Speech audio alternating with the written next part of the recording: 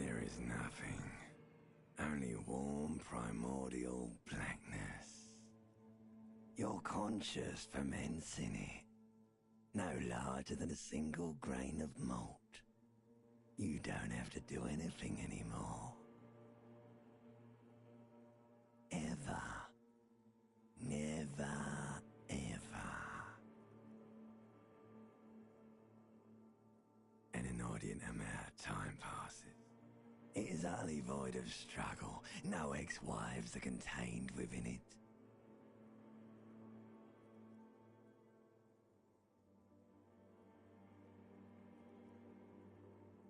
You got it, sweet brother. Nothing upon nothing upon nothing. Coming right up, sir. Smooth passage.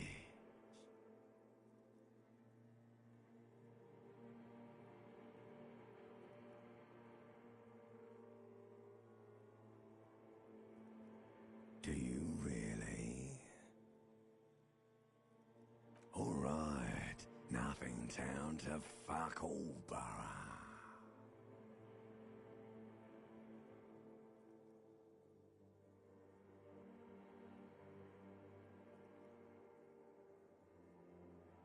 Do you want me to upgrade that to a one-way trip, sir?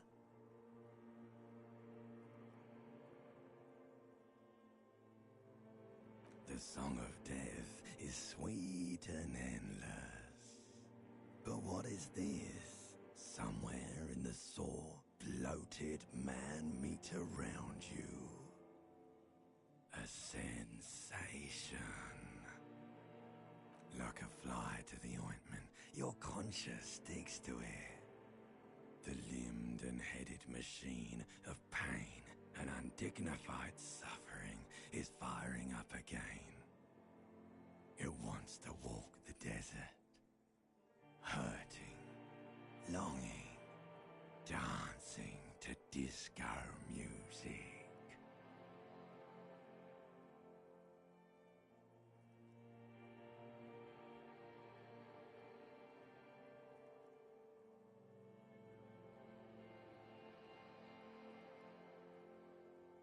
The stench of liquor rises from your mouth, and with it, an ungodly headache.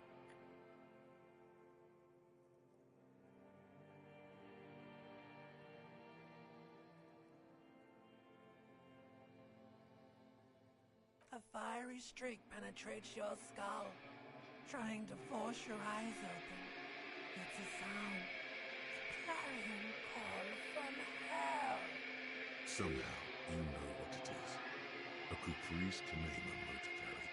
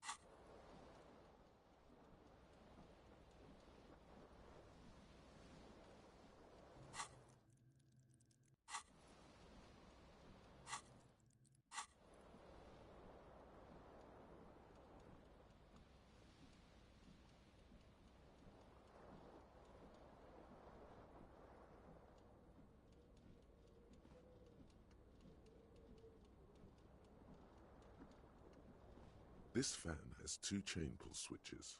One ends in a tiny fan, the other in a light bulb. A truly horrific necktie has somehow attached itself to one of the blades.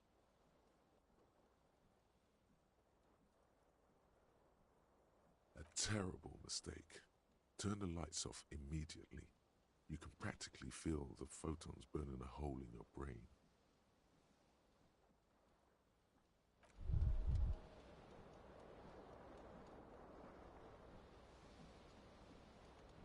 You feel something in your chest, an unnatural pressure. It's spreading to your left arm, your jaw. No, it's many years of combined self-neglect and self-abuse. All you feel is pain and weakness. You have to surrender now. We all do. It gets so dark. You don't even see her face, like you always thought you would. You only see pain and fear.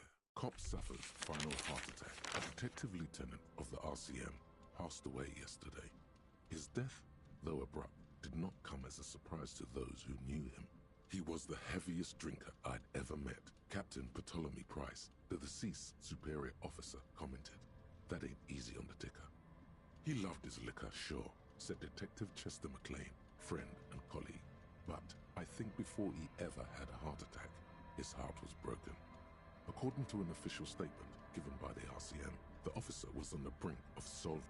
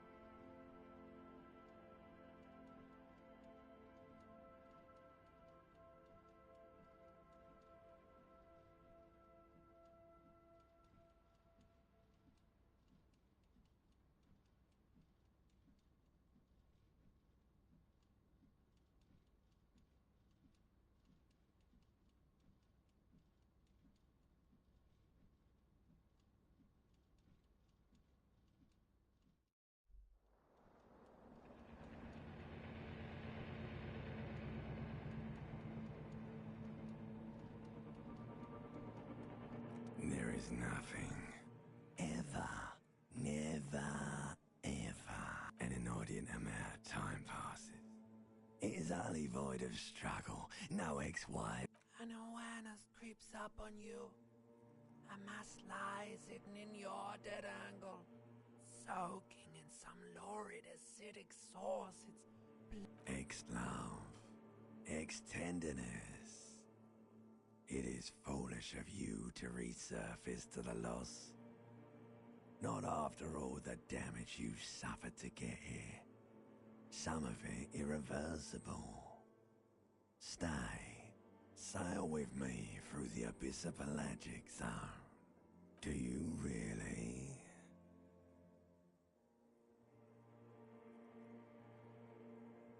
Alright. Nothing town to fuck all borough.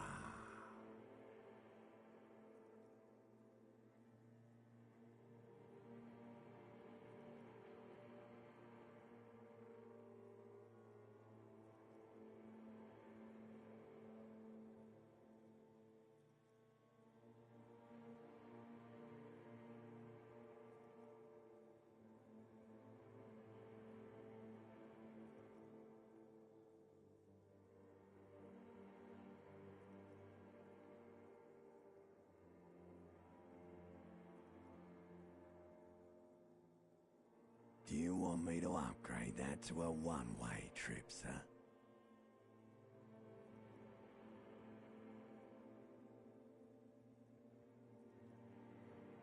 The song of death is sweet and endless.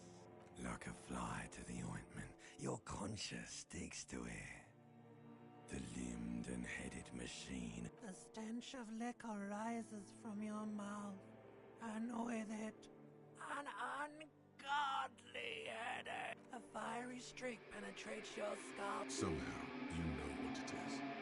A caprice to make a motor garage.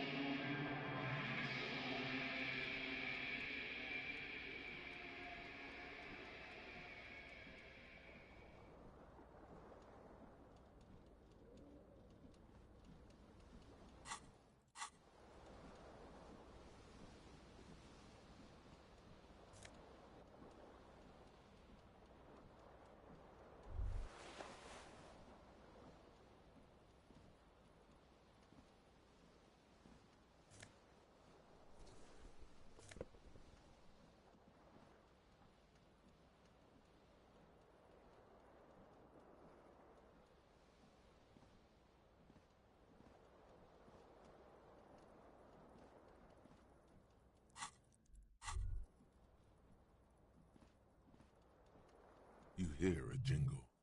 Keys are clinking in the pocket of your flare-cut pants. It says, whirling in rags, on the aluminium keyring. There is a single key on the ring. The number 1 is etched on it. It should open the door.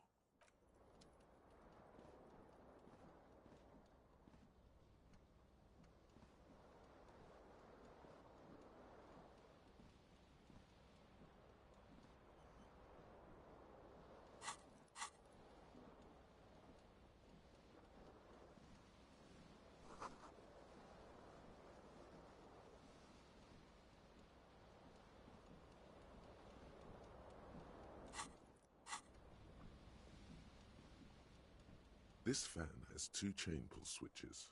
One ends in a tiny fan. The blades come squeaking to a halt. It should be easier to reach the tie now. You reach out to grab the tie, but what's this? Diffuse, radiating chest pain. Doom comes over you. This is bad. Feels like sharp stones grinding in your chest and keeping you from moving. For quite a long time. Still ongoing. Now is a good time to start worrying. Finally, the pressure recedes. You find yourself covered in cold sweat and trying not to move, hoping it will keep you from dying.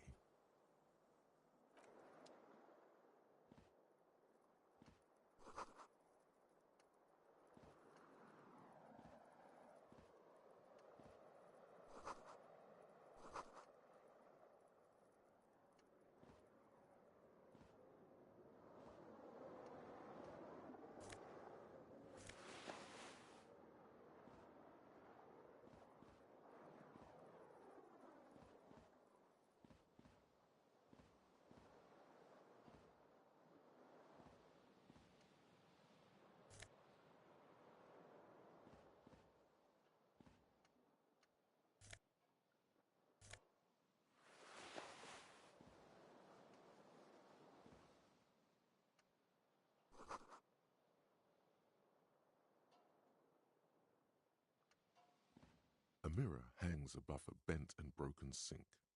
In a fierce discharge of masculine energy, someone has ripped half the faucet off.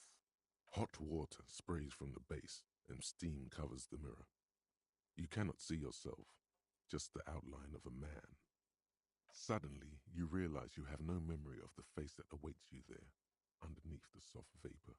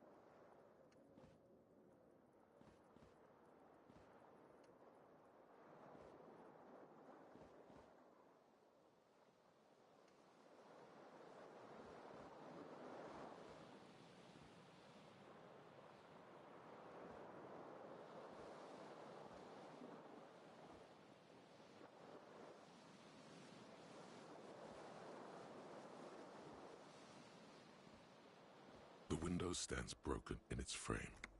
Cold wind blows in.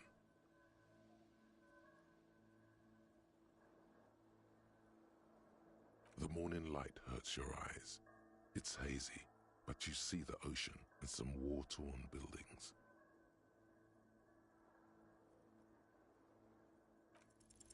The shards face outward. Whatever broke this window came from the inside.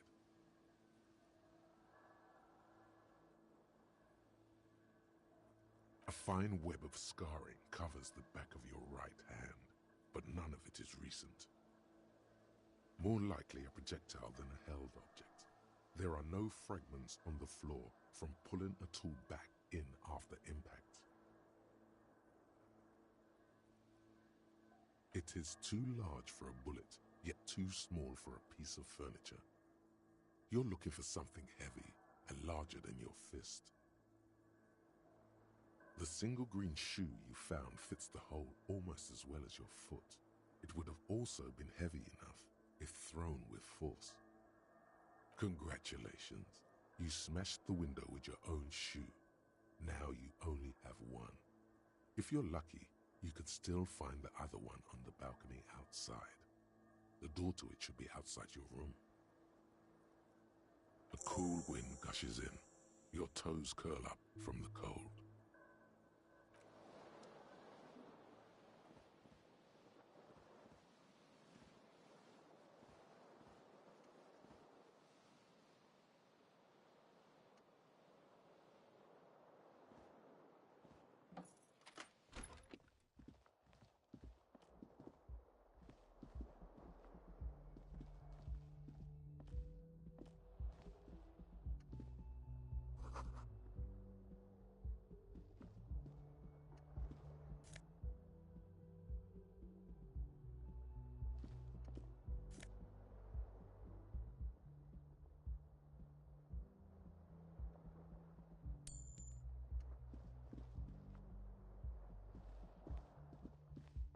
Hello, officer. The young woman raises a cigarette to her lips.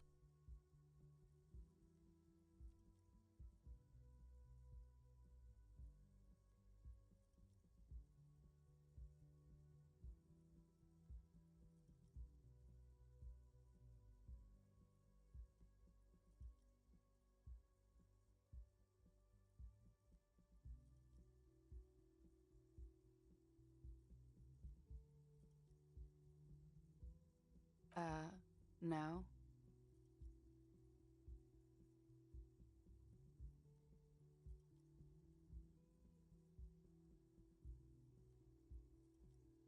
Because you're a police officer, sir.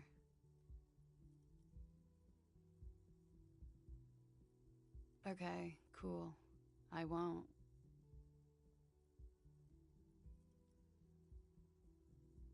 First, I have to ask, are you okay, sir? You look like you're about to throw up. Can I bring you something? She's right. Something wants to come out through your mouth, right in front of her, right here. It makes you put your hand on your stomach and swallow. Sir, you've been here for 3 days. On official police business, no less.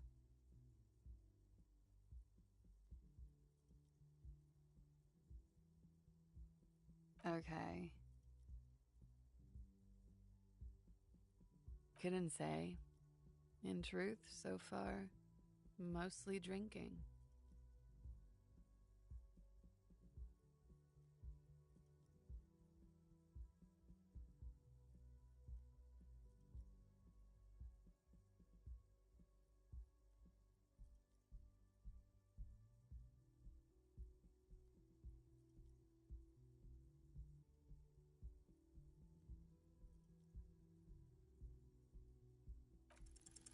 The words have already left your mouth.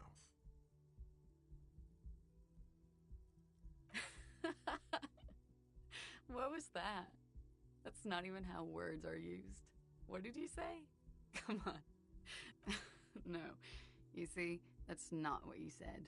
You said... Come on, man. Freddy, please. One more time. Goddamn right you did. You crazy asshole, you. What kind of cop are you?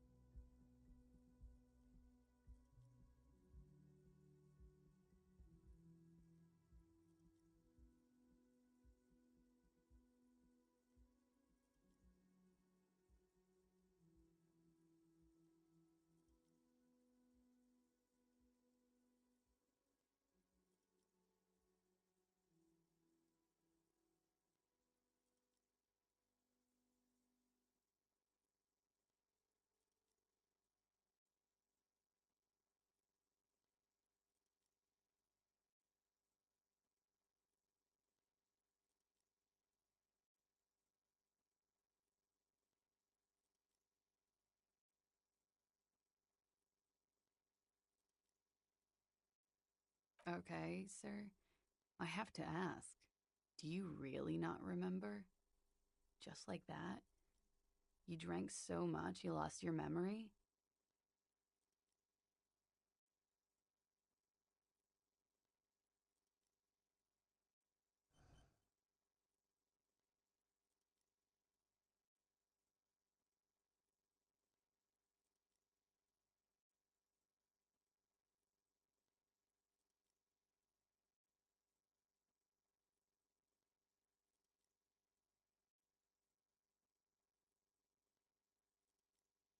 In that case, I think I might have a premonition for you.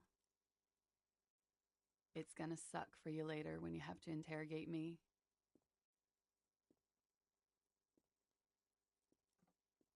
And for the record, no, I didn't do it.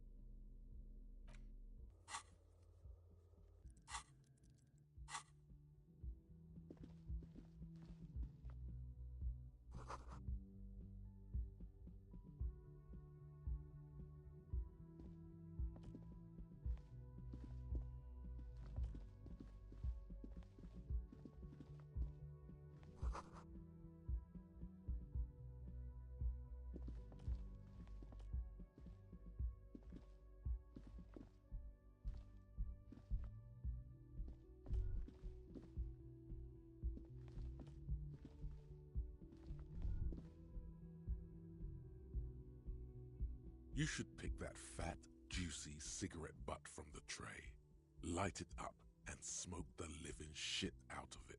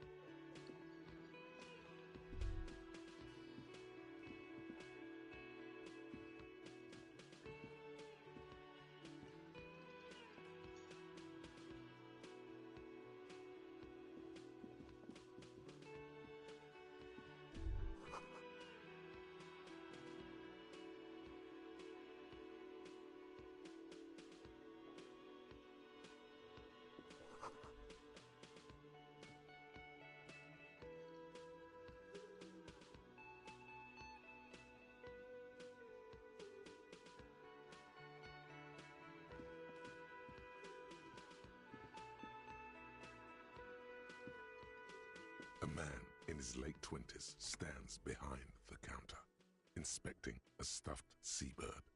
As you approach, he gives you a sideways glance, then looks down again. That was disdain in his eyes. Even now he's purposely ignoring you.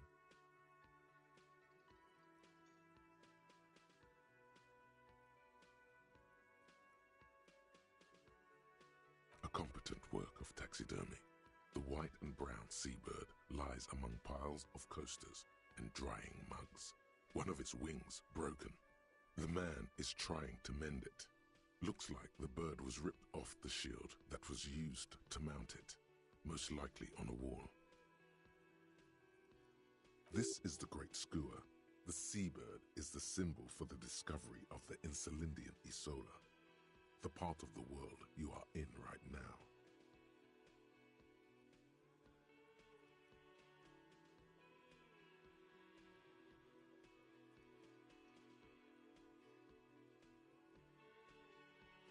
Look, your buddy is over there.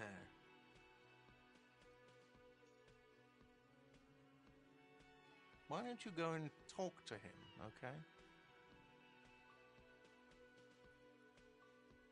He pretends not to hear you, concentrating on the bird instead.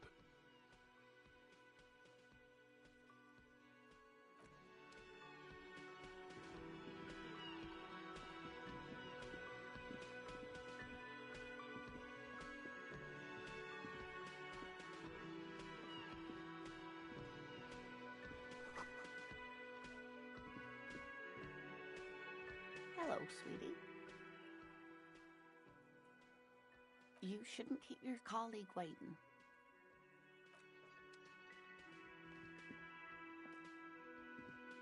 A bespectacled man in an orange bomber jacket is tapping his foot on the floor.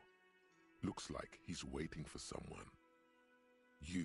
As you approach, he narrows his eyes and extends his hand in greeting. If an assault were launched on this building right now, If the windows came crashing down and the whole world descended upon you, this man would hurl himself in death's way to save you. You are sure of this, but why? Hello, I'm Kim Kitsuragi, Lieutenant, Precinct 57. You must be from the 41st. You realize he's waiting for your name.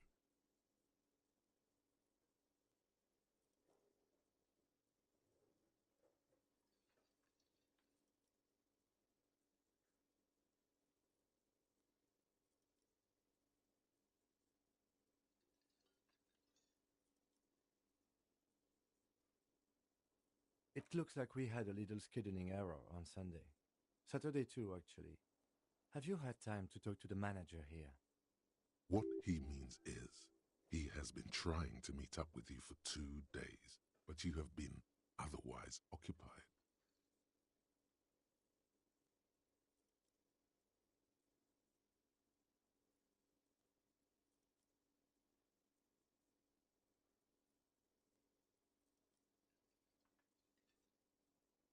If you don't mind, we should talk to him again. Ask him for a rundown of the area. Now that I'm here as well. I understand the scene is out back, right? It also wouldn't hurt to assure him the police are finally here. In full force, I mean. Have you mapped out the initial interviews? Okay, we'll have time for that after we take a look at the coroner's case. Have you removed the dead body from the tree?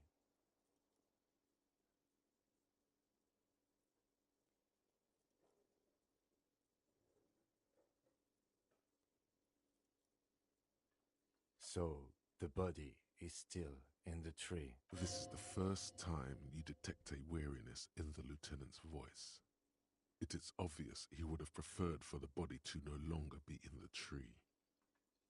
Where it has been hanging for 7 days straight. We should go there as soon as we are done talking to the owner. After you, officer. If you're about to embark on an investigation, shouldn't you have a badge?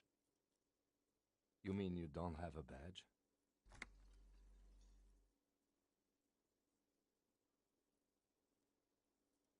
Losing your identification card is a serious matter. My vehicle has a shortwave. You can use it to report your badge missing. I advise you to try to locate it as quickly as possible, but getting the body down should still take precedence. Lieutenant Kitsuragi is now in your party. You can talk to him whenever by interacting with him.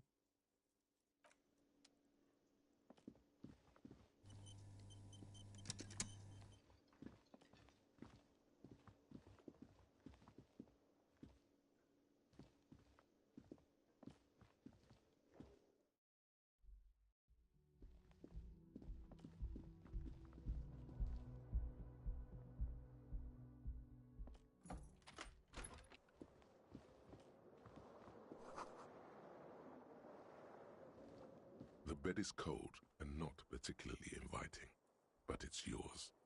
The sheets look awful. The option to go to sleep becomes available every night after 9 p.m.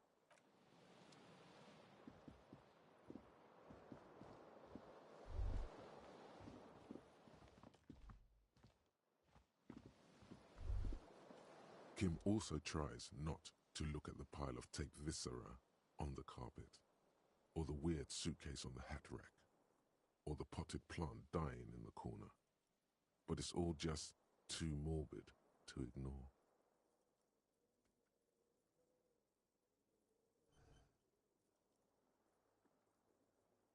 No problem, officer.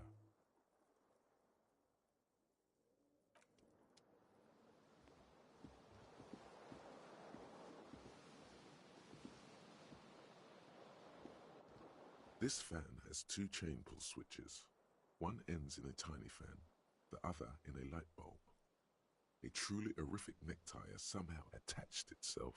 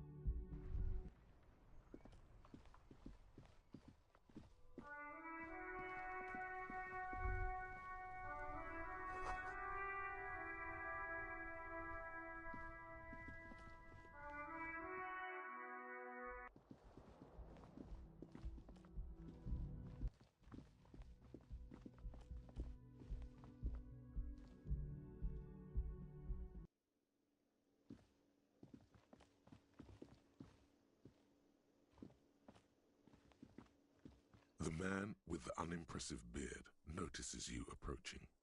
He drops the ledger he was holding and turns to the lieutenant. Mr. Gart, right? Yes? I am Kim Kitsuragi from Precinct 57. This is an inter-district investigation, so joining me from Precinct 41...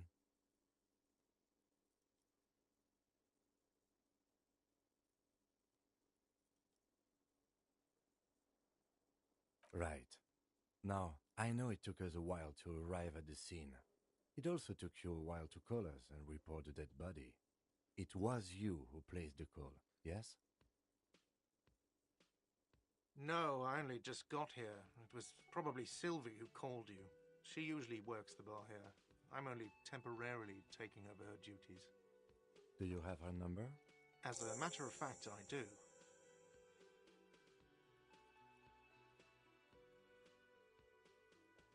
You said you just got here. From where? Are you a local?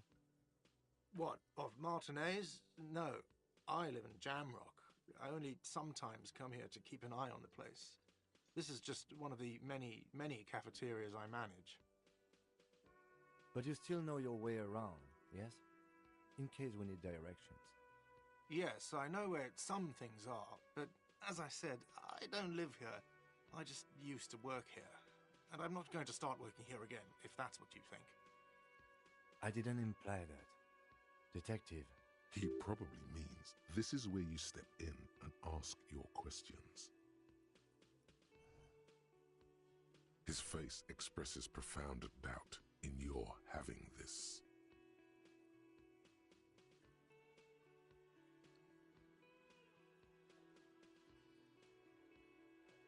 Behind this building, there's a courtyard. They hoisted him up on a tree there. That's easy. See that door there? First you exit through that. Then, to your right, you should see a big hole in the fence. A really big one. You can get to the courtyard through there. No need for the keys. The hole is big enough for the Franco-Nigerian cavalry to fit through.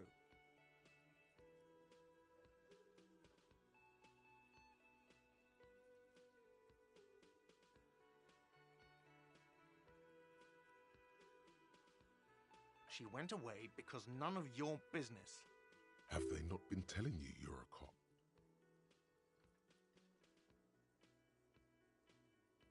Okay, you got me. She went away because of the dead body out back. And because I asked for her number. That's why Sylvie went away. I hope you appreciate that. Thank you.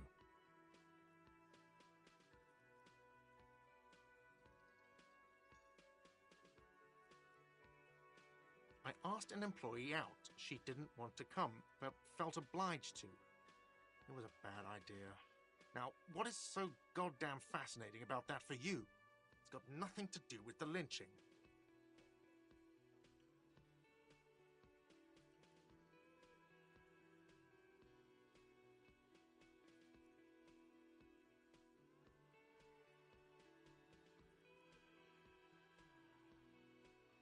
Good for you. Was there something else? I'd like to get back to what I was doing. Why would I have a problem with you? You're a hero cop.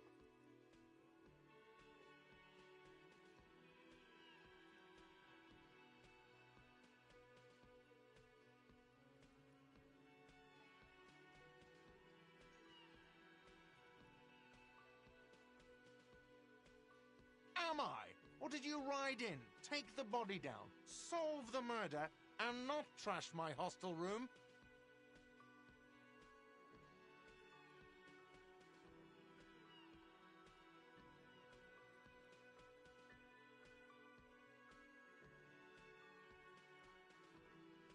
Oh, it's not. You're right, it's not.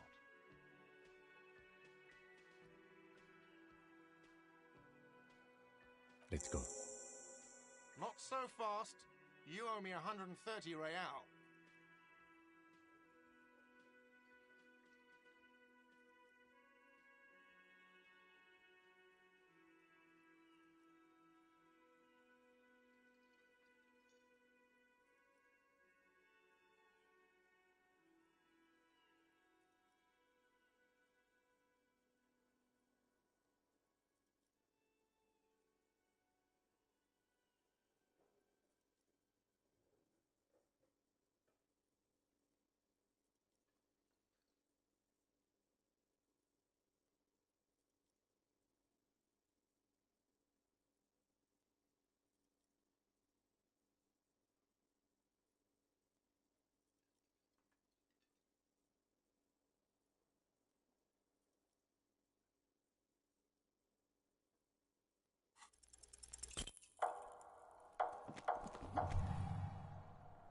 One moment you're running like the wind, then you've suddenly turned around and are giving him the finger, furiously, with both hands.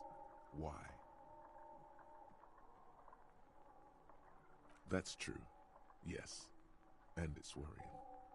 But let's not fixate on it. Look at that stupid bartender instead. He has no idea what's going on. You and your fuck you fingers floating in the air. Barkeep's got his mouth agape like an idiot. You showed him. Watch out!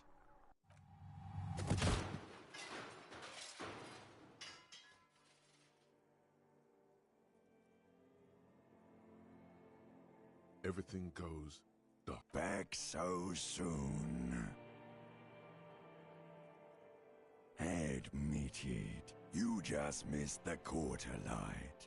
The darkness on the edge of town. I was wrong to let you go. I should have kept you here. Is it bright where you are? It doesn't look so, sweetie. Are you okay?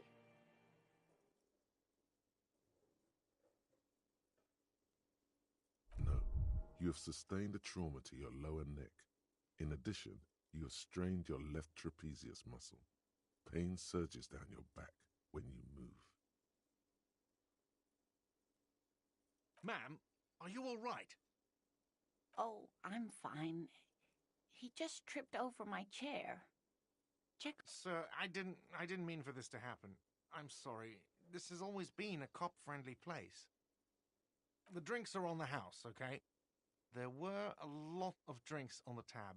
I still have to charge you for 3 nights and the broken window, though. That's 100 square. He's shaken. Barter now and he'll cave in.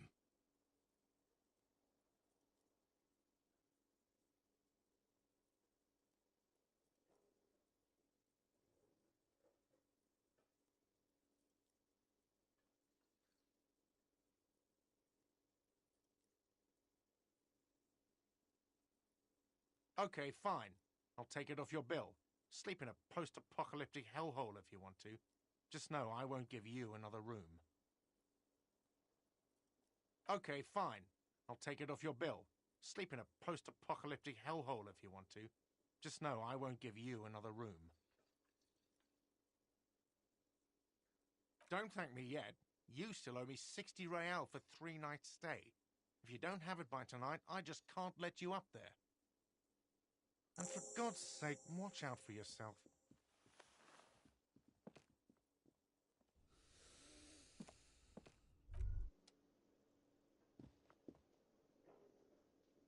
By the way, where is home?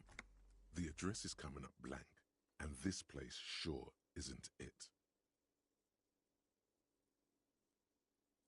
But you've been at this hostel cafeteria for only 3 nights. Where were you before? You had to be somewhere. You don't really know, do you?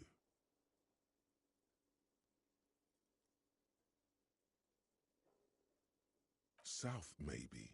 Doesn't sound like somewhere you can stay if you run out of money.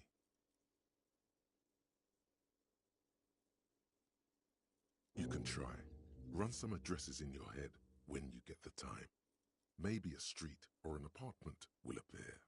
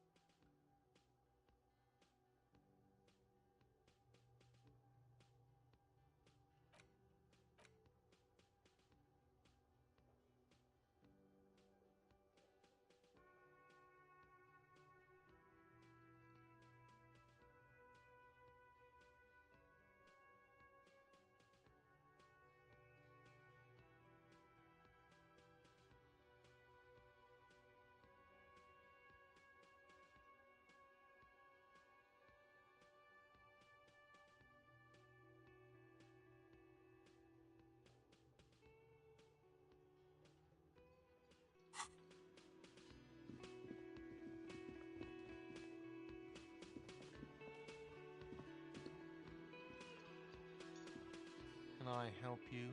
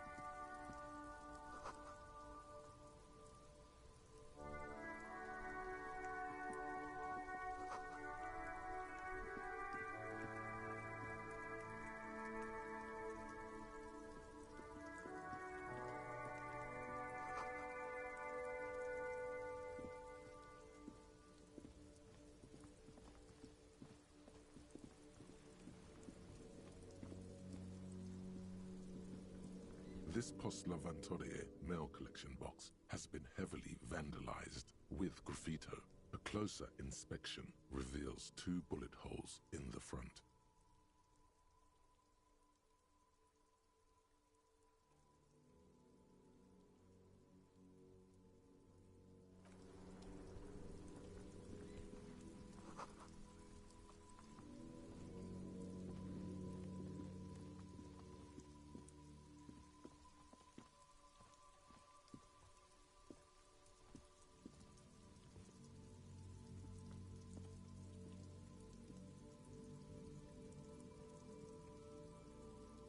An old call box with a matrix of push buttons lists all the companies in the East Delta Commerce Center.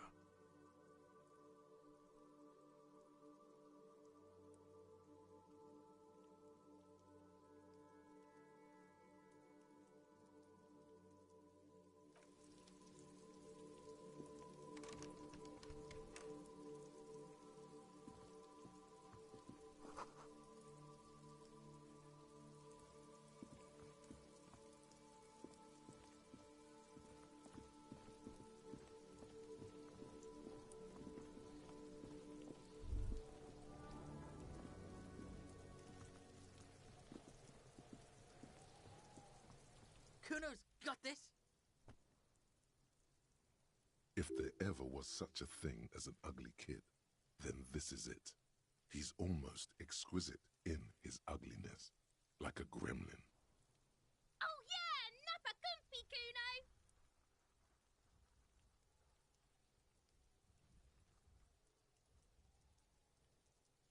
Right in the dick, Kuno! Get him right in the dick! Love it in the dick. The boy is sweating profusely. His eyes are like 2 black holes and his jaw is twitching as if trying to break free from the empire of his body.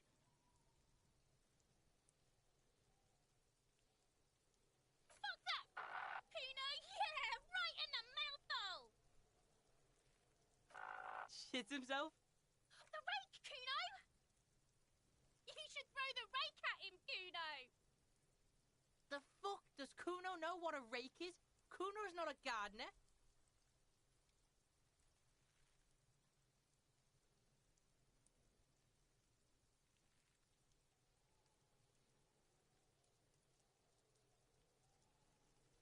We shouldn't do anything. I don't tempt such forces. You will see. The language these kids are using, pure unfettered id. There will be no reasoning with those creatures.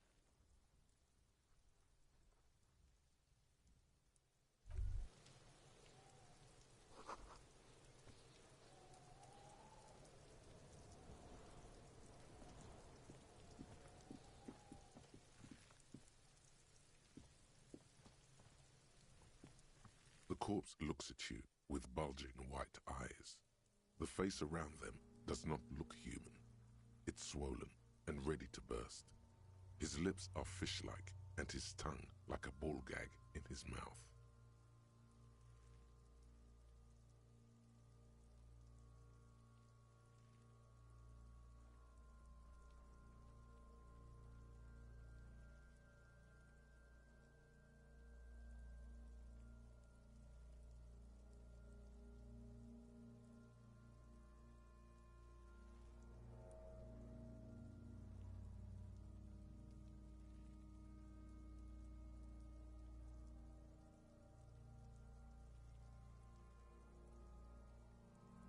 You seem to be holding your breath. A cargo belt twists his neck at an unnatural angle. The body below appears stiff. It's letting out an ungodly rot. The smell seeps in, even through your clenched nostrils.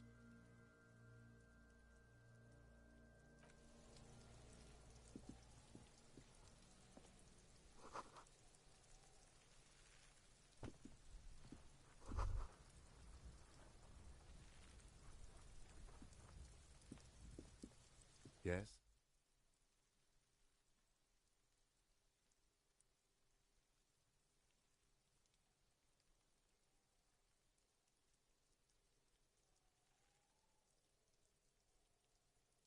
No response.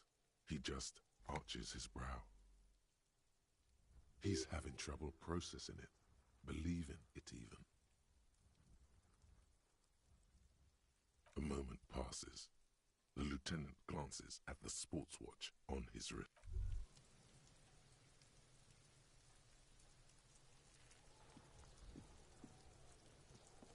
Yes?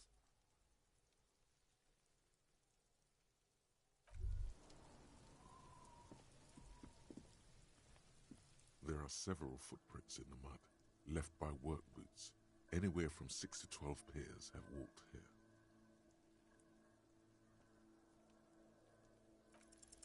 Maybe more than 12. No, 8 pairs of boots have shuffled back and forth in the mud. 1. Standard work boot, steel reinforced toes, number 46. 2. Standard work boot, steel reinforced toes, number 44. 3. Hobnailed work boot, steel reinforced toes, number 43. 4. Standard work boot, number 45 or 46. You don't know. It's a miracle you can tell the prints apart as it is. The cold must have preserved them. 5. Another standard work boot, steel reinforced toes, number 44. 6.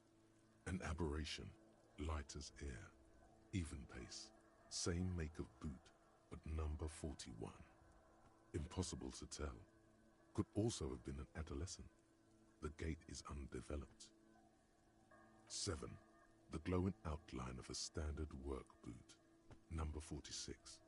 But the imprints are twice as deep as the others. The weight exceeds 200 kilograms. 8. And yet another standard work boot, number 44. There's an aberration in the pattern of the sole, however. The right sole is smoother, more worn. How many? I was pretty off then. I counted 20. I never got the hang of it. Hyperopia. Do you see anything out of the ordinary?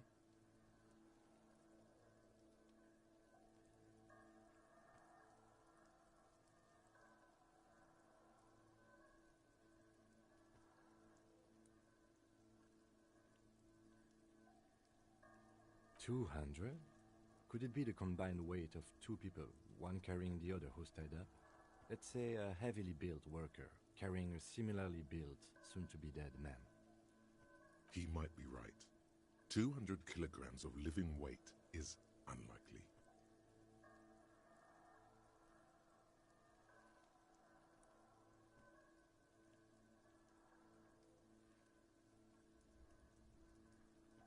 Possibly, yes. But why? Yes, they could have used a makeshift stretcher or just march him up to the gallows.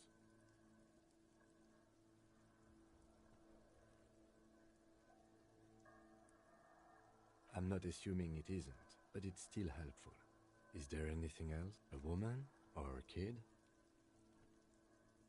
Understood. Anything else? Interesting. Let's name it the Old Soul. Someone operating a workbench with a pedal? Like a joiner at the harbor. Or maybe a drummer?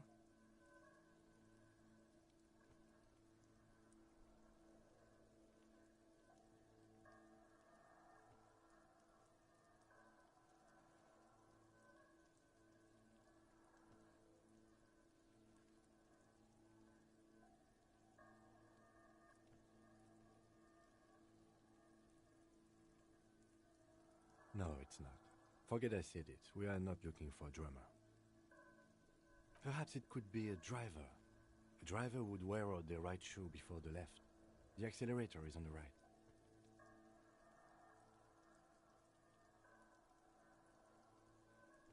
We should keep our eyes open around the traffic jam. See whether anyone strikes out as a potential suspect. Seems prudent, no?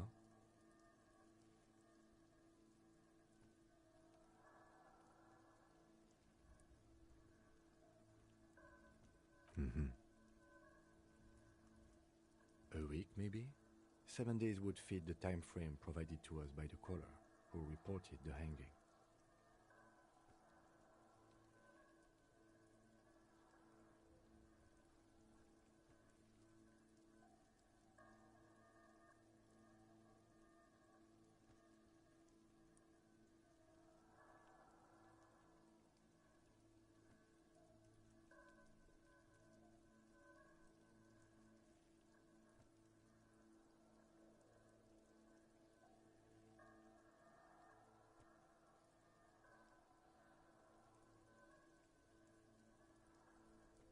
It is not impossible.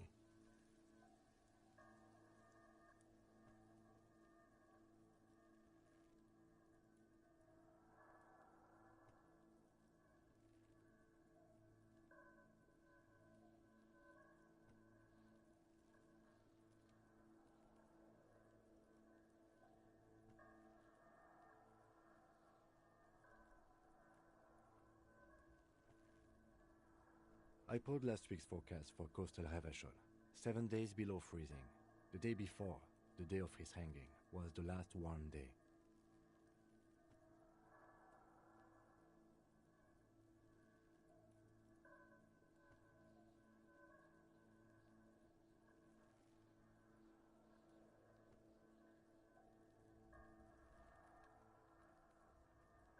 Correct again. Sub-zero temperatures would preserve the tracks in a good state. The commotion here could have taken place a week ago.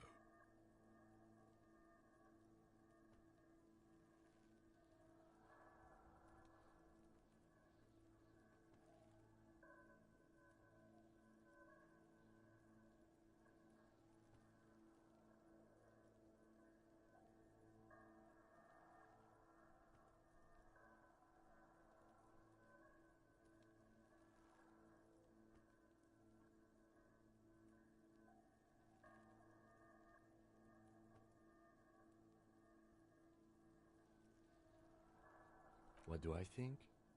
A mob of people brought something heavy to the tree. One of them was carrying the victim. They shuffled around, especially under the tree. Then, after hoisting him up, they stood in a semicircle facing his direction. At first glance, this appears to be a lynching. Indeed, they all stood in a row here and looked at the tree. Yes, everything fits so well. Carried him over, hoisted him up, watched him hang. This is easy. The lieutenant's eyes narrow. He's thinking to himself. Either way. What else?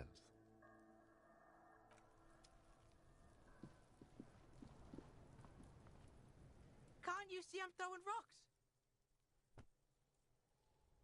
All right, entertain the Kuno. Show me what you got. What you got there? What you got, huh? Show me what... Irregular speech patterns, overconfidence. Could this kid be on drugs? This warrants further investigation into this Kuno. Right, Pig. This is where Kuno plays with his little wooden choo-choo. What do you want with it?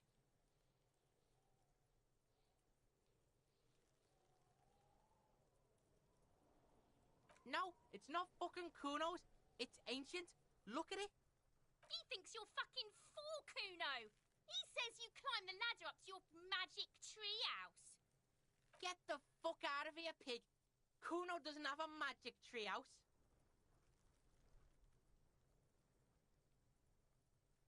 Yeah, whatever. Kuno doesn't give a shit.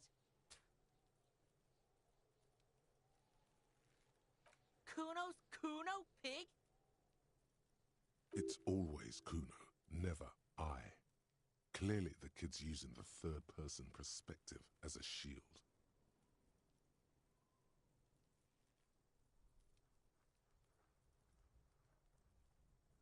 Kuno doesn't do that smart shit. Don't throw that bullshit at Kuno. Kuno knows you're lying. Trying to get Kuno hooked on the book. Watch out, Kuno! He's trying to fiddle you! He's gonna put his hands on you! Help! Pig's got Kuno! Help! Rape! Help! He's got the Kuno, help! Everybody, please! He's digging his dick out! Escalate, Kuno! His dick is out! You're afraid! Pig's in here, Kuno! Somebody, please! How did we get here? How did this happen? This makes no sense. There may still be a way out. Just appeal to his reason.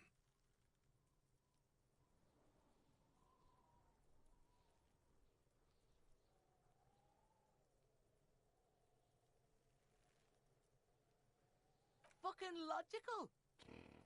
Help! The logical pig is fiddling Kuno! No! Get off Kuno, you sick fat fuck! The nearly psychopathic way they could slip in and out of the act implies you're not the first victim. Help! Misters, help! He's flashing Kuno! He's showing his genitals! If you don't help Kuno now, it'll be too late!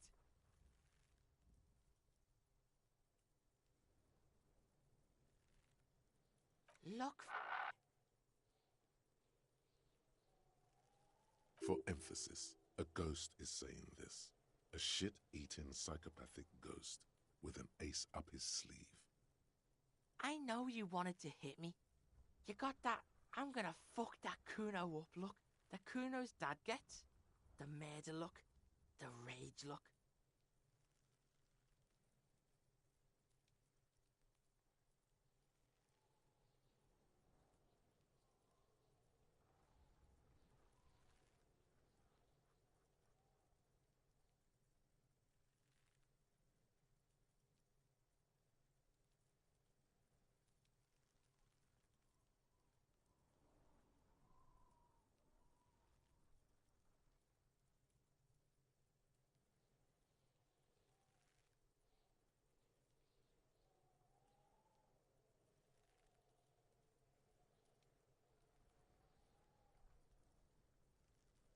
Relax. He can't read your mind. He doesn't know you were thinking that.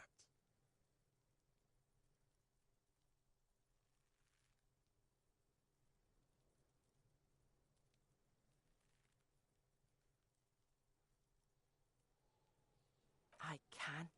Kuno can smell that violent shit. I know what you were thinking. I'm gonna fuck that Kuno up.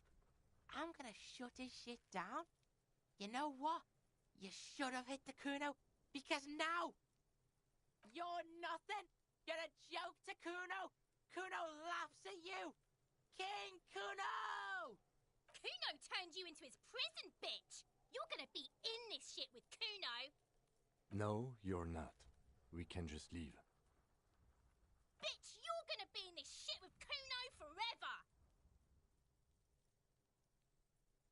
Peepo is a type of hat, by the way.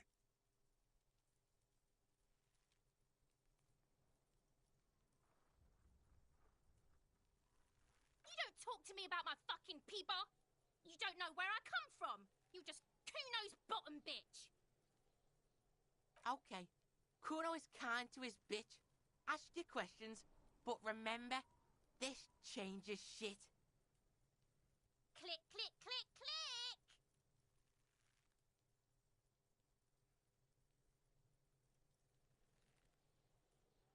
Shitload pig. What's your question? Don't tell the pig shit, Kuno.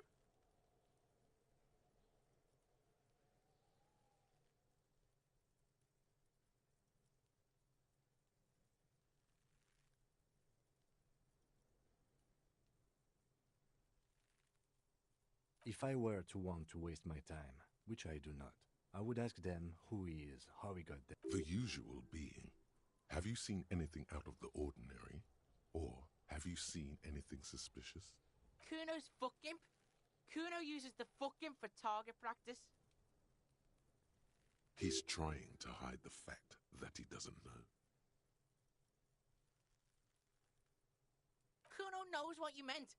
Kuno's not a snitch, that's all. Trying to make Kuno sing into the popo phone.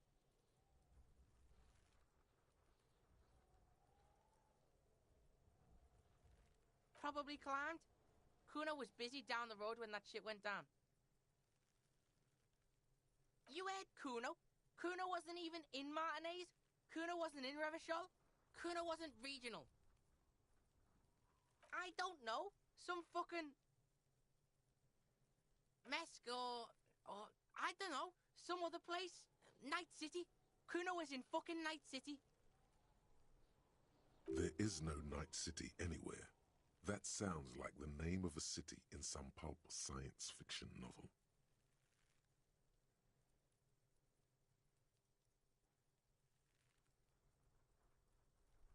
Why you gotta be riding Kuno's ass? You haven't been where Kuno's been. You haven't been in Kuno's head. You wanna know where Kuno was? You wanna know what Kuno's been fucking up to? Don't tell him that, Kuno. It's lame. It's not fucking lame. Kuno's building Kuno's City. Night City. Rage City. The City of Rage. That's it. And it's not lame. Lame. That's the name of Kuno's City, bitch. Get the fuck off Kuno's back. It's impossible to deduce what it is about, at least for the moment. If it's important, it'll come up later. Focus on the case. Just a couple of pigs sniffing around in the dirt. That seems pretty fucking suspicious to Kuno. Yeah, you tell the faggoty, Kuno. Looks like you're a fagari now, whatever that means. The suspicious question doesn't really work in antagonistic situations. You're testing Kuno's patience. Get lost,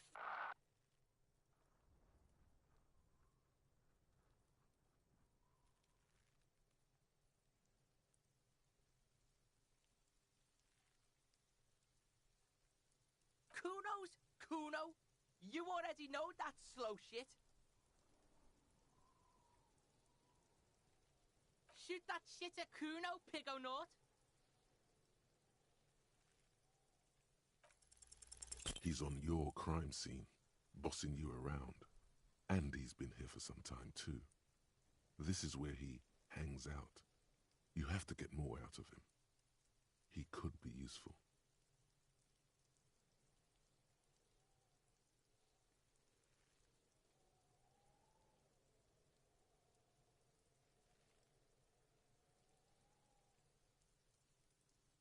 No!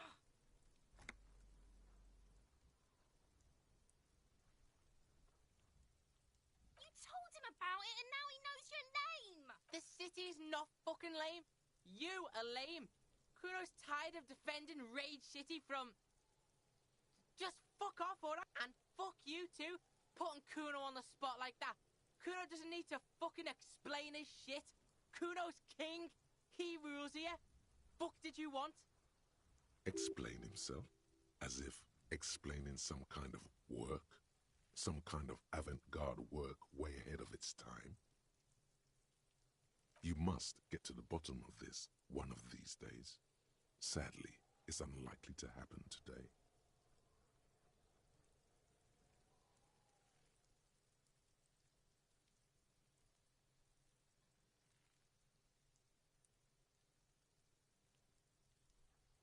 Kuno doesn't fucking care. Fuck does Kuno care? Kuno doesn't.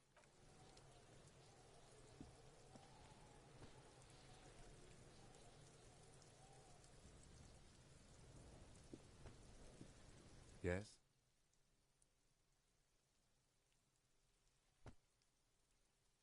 Me? I don't see how my life is pertinent to the investigation. That's a fair point. All right, for the good of the investigation, what do you want to know?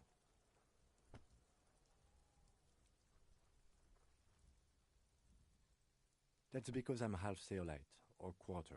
My father's father was from Seoul, so was my grandmother, but from my mother's side. It's not an interesting topic. I don't speak a word of Seolite, and I've never met either one of my grandparents. There is nothing ethnic I can tell you, or anyone else. Good. Let's change the subject.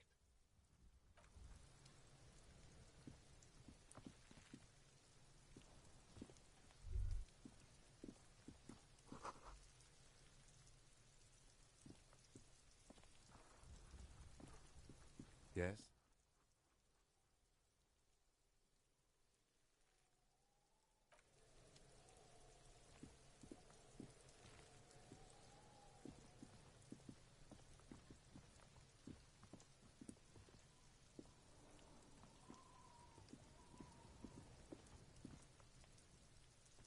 This trash container is locked. The sliding lid has a padlock that says, "Whirling in rags."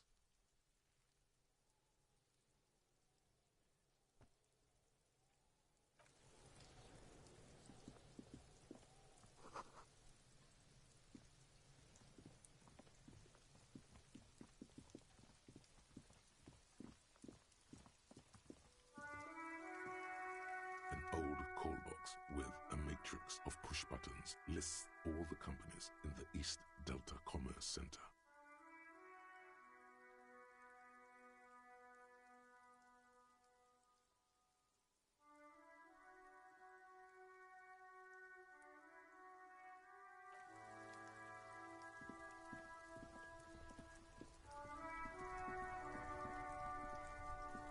The RCM in Martinez. What can I help you with? We don't see a lot of police around here, that's all. Of course. What can I help you with? Excuse me? She's uncomfortable. Maybe you should drop this line of questioning. Oh, well, I didn't write it there. I'm just sitting here. Okay.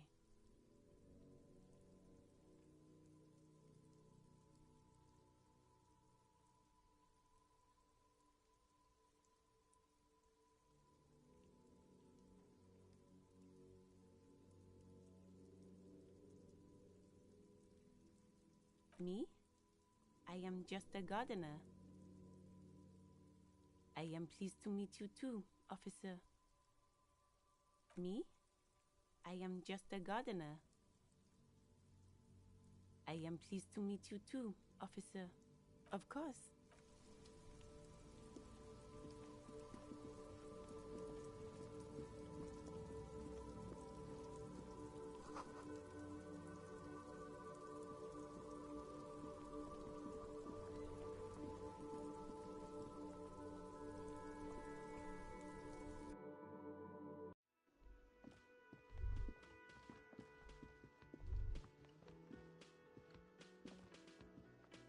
The theme on that pinball machine is a standard royalist theme, used on everything from pinball cabinets to full-flavor cigarettes. Clinging to a picture book version of the past century, waiting for the king to come back and cast out all the profiteers and homosexuals. Basically, imagine a yellow plastic crown with a liquor brand emblazoned on it.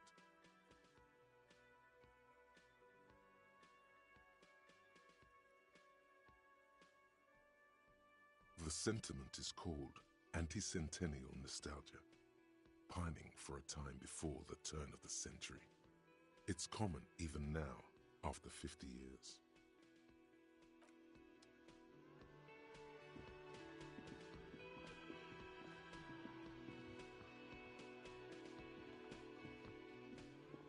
Can I help you? What thing?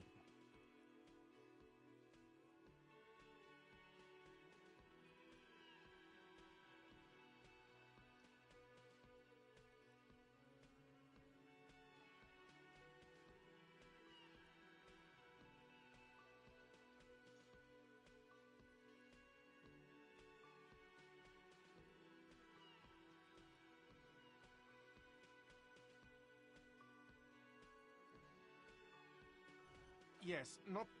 They can't... We should find out who this Lord faction is, occupying the booth.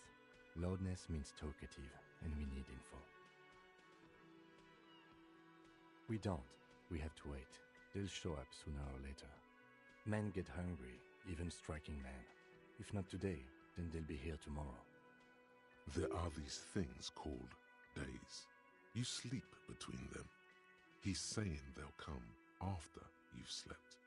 Just making clear you got that.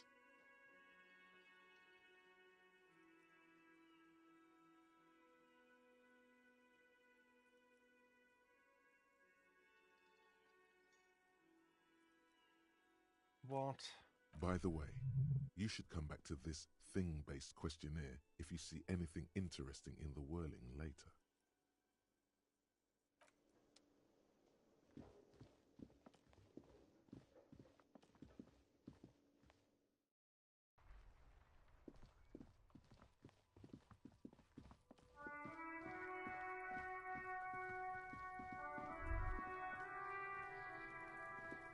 This trash container is locked. The body is downwind from here. Maybe you prefer the smell of garbage to the smell of death. We could try using a pry bar. There's one in my motor carriage, or we could ask for a key from the manager of the Whirling in Rags. He might also have information. This is better than the pry bar idea.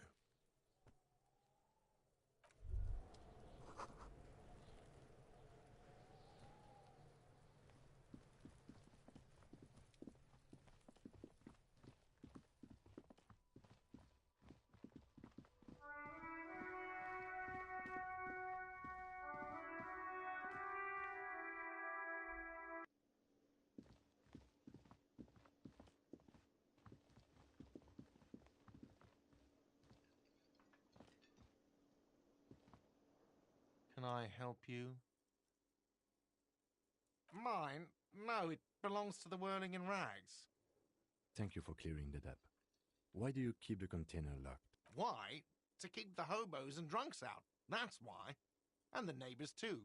They put their trash there and they don't pay for the garbage company. I thought as much. And are you the only party with access to the trash container? Well, yes. Us and the garbage disposal company. It seems a little callous, doesn't it? Something stirs in you.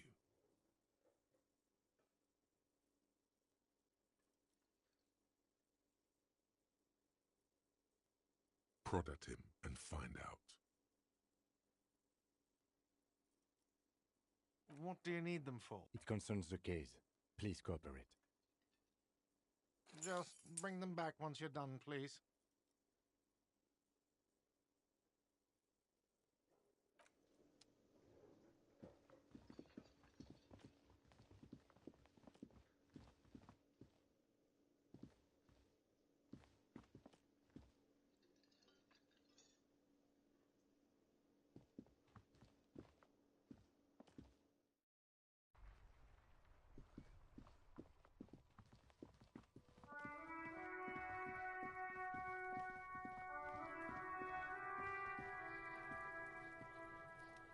This trash container is locked with a well-oiled crack. The lock pops open. It should now be possible to simply raise the lid. Don't. Maybe you shouldn't. Just a feeling. A warning from some part of you. The smell of rotten food rises to greet you.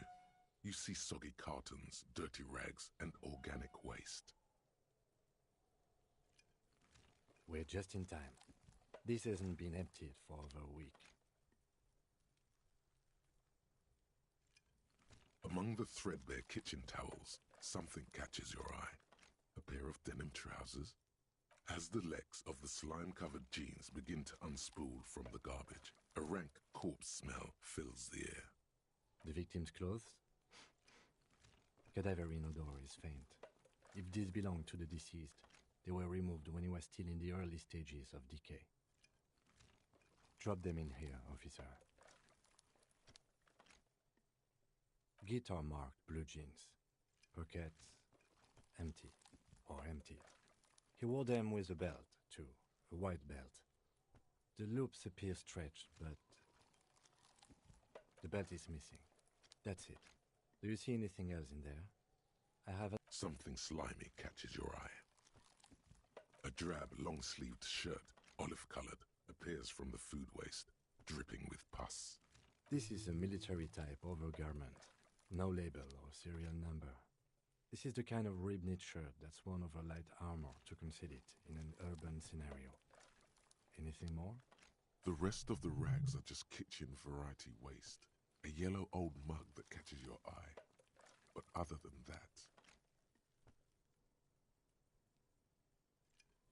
All right. We should go to Gart again and ask if he knows who put the clothes in the trash. It could be as simple as someone from the hostel cleaning the yard. Or that one. I'd advise against confronting that force. The fuck's he on about, kids?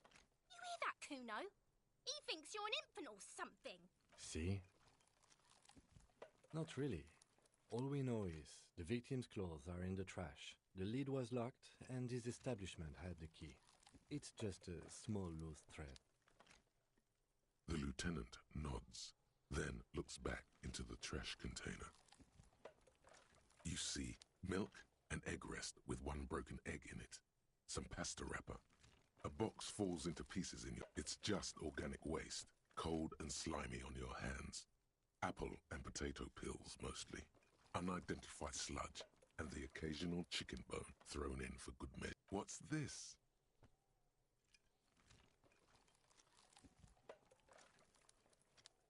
A blue piece of plastic sticks out from the apple peels. It's shiny.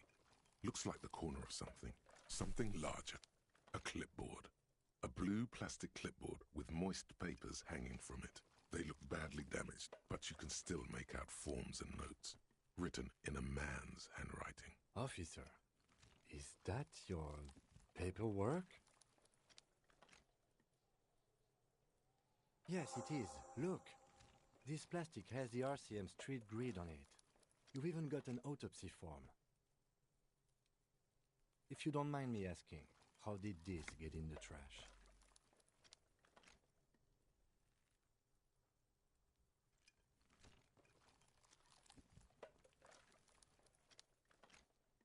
Understood.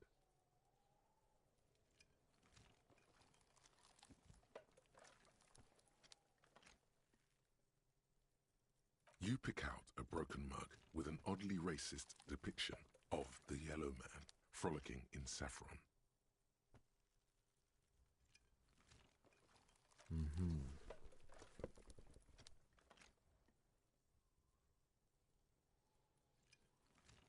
You've acquired an interactable item. Investigate this item further by going to the Interact tab. The container sounds a muffled gong. That's one thing off the list. You said you didn't want to talk about the ledger. However, now that you have it back, it would not hurt to start taking notes on the case, officially.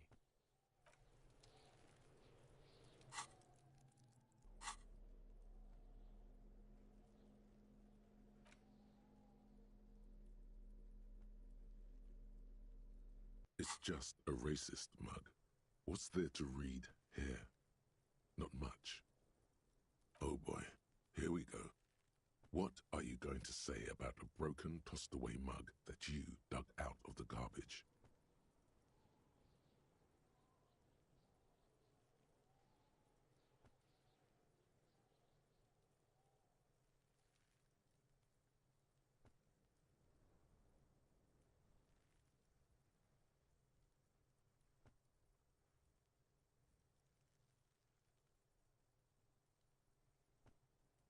But it was in the trash. Why not just call it out when you see it? Or do some volunteering work? Just finish your case, detective. It's the ledger you found in the trash. A pitiful cabbage of white and yellow papers hanging from plastic board, barely held together by a metal clip. This sad display is made complete by the faint smell of urinal cleaner. Right. What more do you need? A rubber condom stuck to the back. A graffito that says defeated. I think you catch the drift.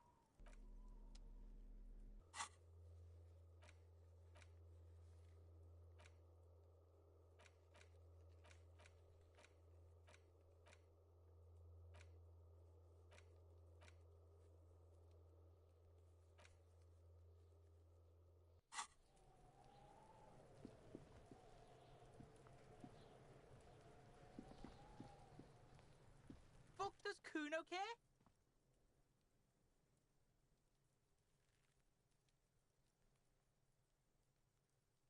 Yeah? The kingdom of Kuno? The fuck do you want with it? Yeah, Kuno doesn't know shit about that. That shit is beneath Kuno. Listen! Kuno doesn't care about this small-time shit. Just listen. Kuno saw what you did there, dumpster diving. Sad shit. Kuno could hook you up with some sweet rags. Shit like Kuno's wearing. Your size, good price. 500 real.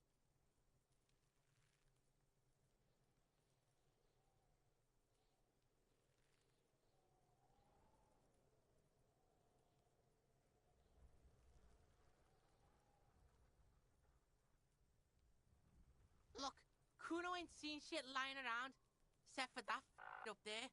Now you want performance gear or not, Grandpa? The lieutenant remains silent, but his expression couldn't say, "I told you so," any louder.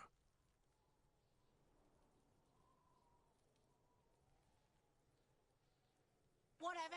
Kuno was trying to help you, but you're too fat for falling anyway, pig.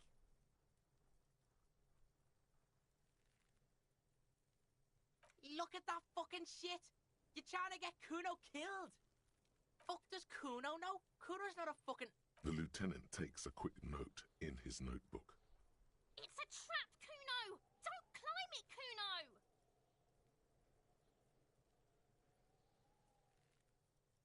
Dunno. Kiptas gardener used to work there. Kipt is a pejorative term used to describe people of South Seminese or Erie-Uppergite descent. It used to be a common first name among the Erie-Uppergites of Ilmara. Not so much anymore. Look, Kuno doesn't explain shit. Kuno just says shit.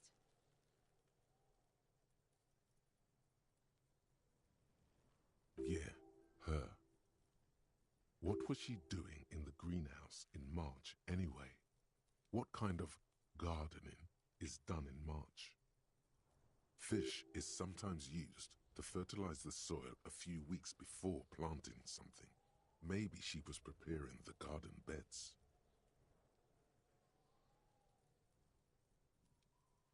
Yes, it seems suspicious. You don't like things being like that. Suspicious.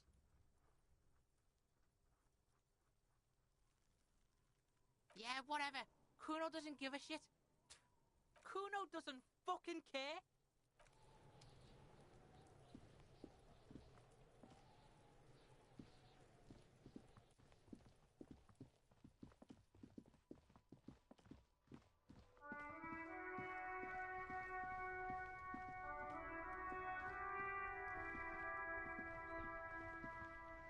Hello again, officer. How are things? Well, this might be the last snow we get. At least I hope so. Snow has nutrients in it. Helps everything green up in the spring. At least that's what my grandma always told me. Yes, think about the cute grandma, not the weird snow.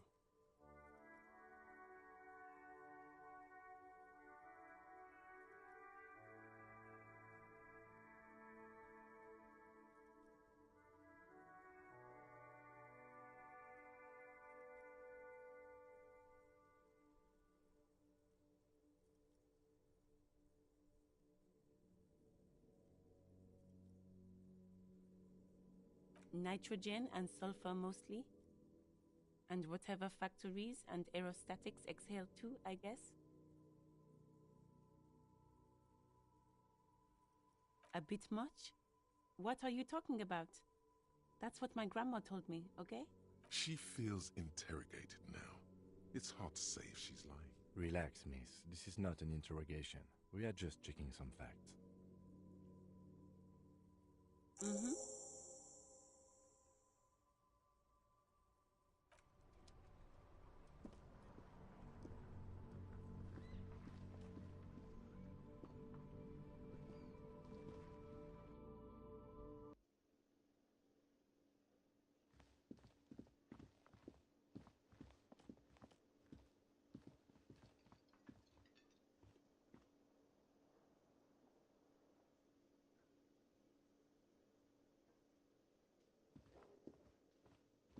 Can I help you?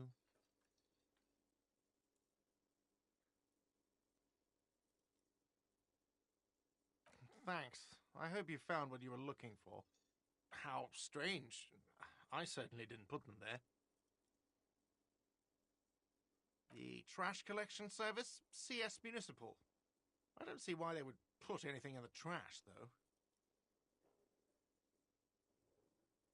Ah, the elusive CS Municipal. I doubt we'll be able to track down who was sent here last and when. This will have to be one of those little threats that solves itself down the road.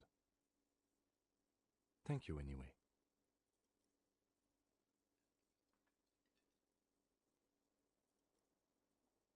Sylvie had the keys before I got here, and I can vouch for her. I can vouch for all my staff. None of us would tamper with the crime scene. Yes?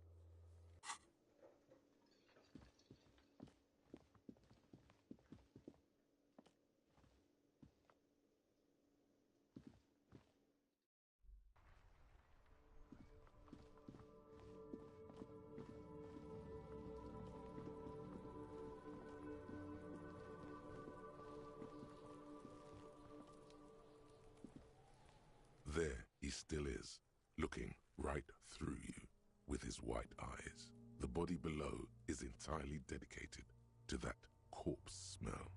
Emitting it is all it does now. Active decay. It's okay to throw up, officer. No one is judging.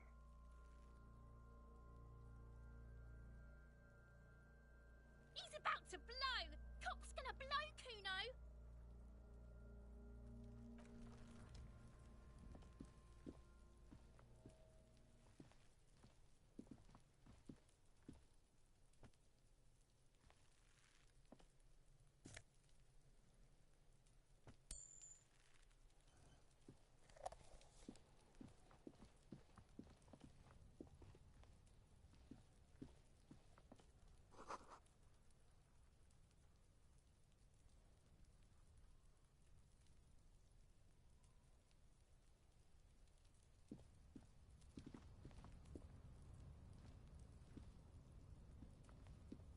an inconspicuous pile of the roofing material, Eternite. It's nothing. Someone just left some roofing material slanted against an old shack. Glad you asked. When junior researcher Olari Tal invented Eternite in the Vatna Polytechnic Institute some 30-odd years ago, he thought it would last forever. Hence the name, Eternite. Sadly, the only lasting thing turned out to be the material's highly carcinogenic effect.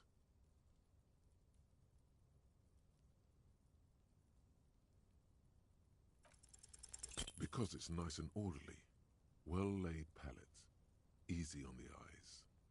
Rhythmic pattern calms your mind. Mammals like this stuff. It's nothing. Someone just left some roofing materials.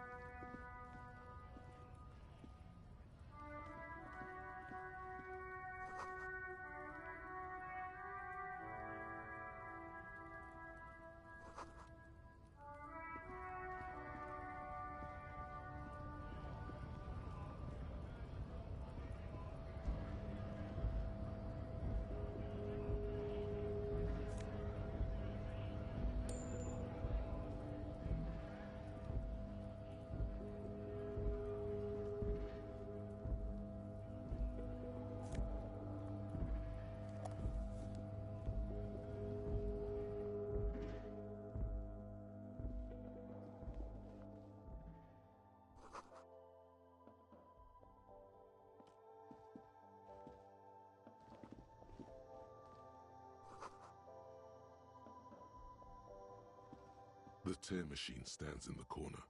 A sign says, 1 bottle equals 10 cents. Oh, that's the tear machine. It's a machine for tear. You know, you find tear outside, like bottles or whatever, and put it in the machine, then it gives you money. You need a bag, I guess. We used to have some, but we gave them all out, so...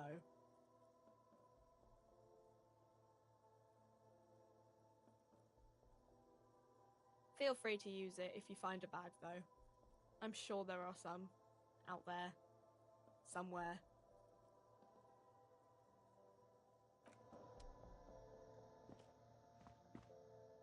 A small cabinet on the wall is filled with various medicine bottles, nasal sprays, and blister packs. They all bear the Saint Baptiste Pharmaceutics logo. Their logo is the bloodless rose, pure white, untouched by harm. Just ask me if you need anything from Saint Baptiste. We don't stock prescription meds, but we do have Nosafed, Duramine, Magnesium, and Hypnogamma.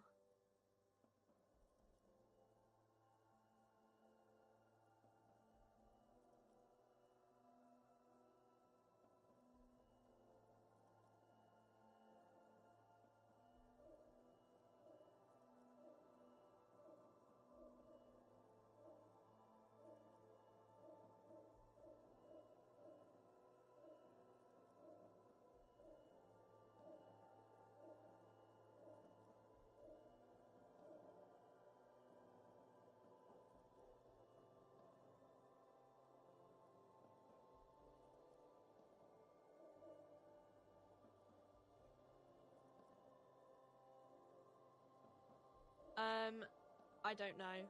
Let's see. Nosafed is a nasal spray. Duramine is a really good painkiller. Magnesium is a dietary supplement.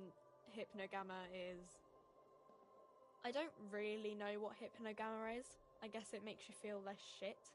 It's recommended to use after lots of partying, studying, or exercising. Uh-huh. Saint Baptiste, you know, the pharmaceutical... Saint Baptiste Pharmaceuticals. The one that sells meds out of Saint Baptiste. That one. She is right. Saint Baptiste, the company, derives its name from Saint Baptiste, the city. Itself so named because that's what it is. A rare case where that really is the full etymological history, as far as almost anyone knows, at least.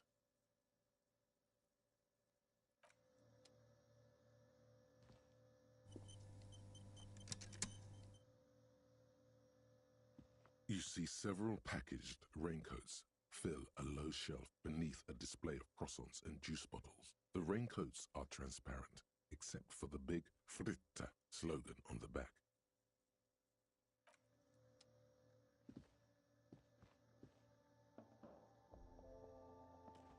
Welcome to Frit.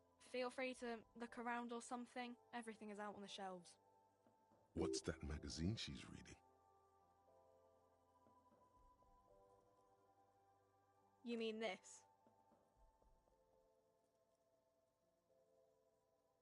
This is Pop Stars. It's got, like, famous people in it. It's not for sale. Looks like it also has something called Police de la Mode, featured on page 34. This speaks to you.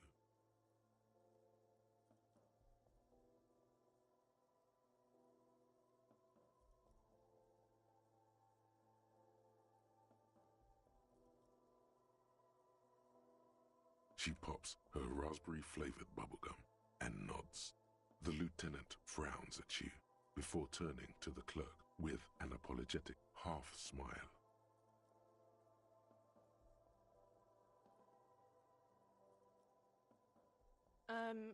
Okay. I'm not really supposed to be chatting to anyone, but... I don't really know anything. I mean, I know it's there, but I haven't seen it, so... I don't know, really long. I don't know. No need to worry. It's just standard procedure for us to ask around. If you hear anything, let us know, okay? Okay. Not really. No. I didn't know him at all. Uh-huh. I don't really know anything. I mean, I know it's there, but... Uh-huh.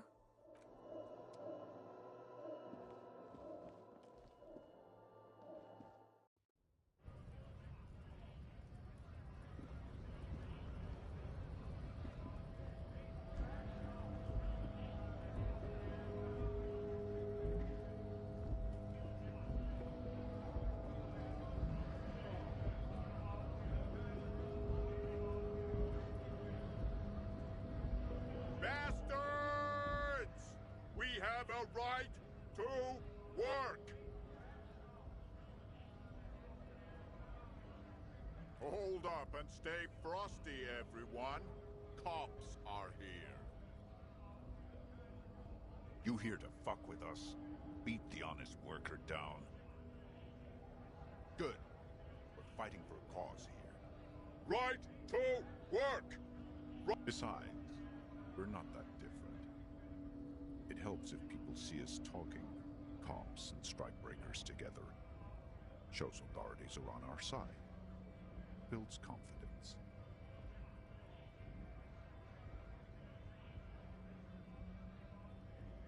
Rights of people, rights of workers, to have gainful employment, to make a salary, and feed their family. His manner of speaking is wooden, the tone of voice bland and uninspired, almost as if compiling replies from a set of learned phrases.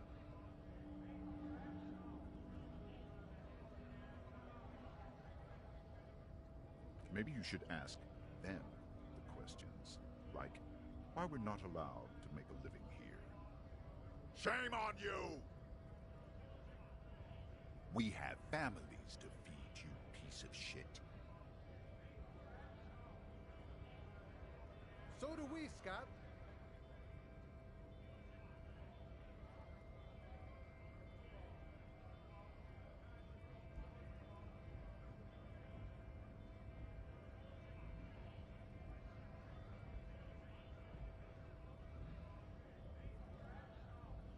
Honest men and women with rights to work, to be useful, not toys for corporate interests. We came here to help the harbor run smoothly in time of crisis. If Union fucks don't want work, they ought to let in those who do want work.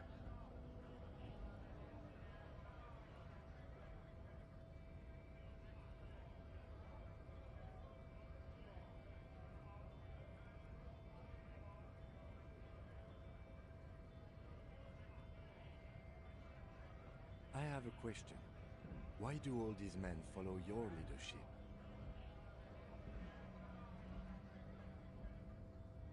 You think they follow because I'm big and loud? No. They follow the rules of the market, the rules of the economy, because they were given a job to do!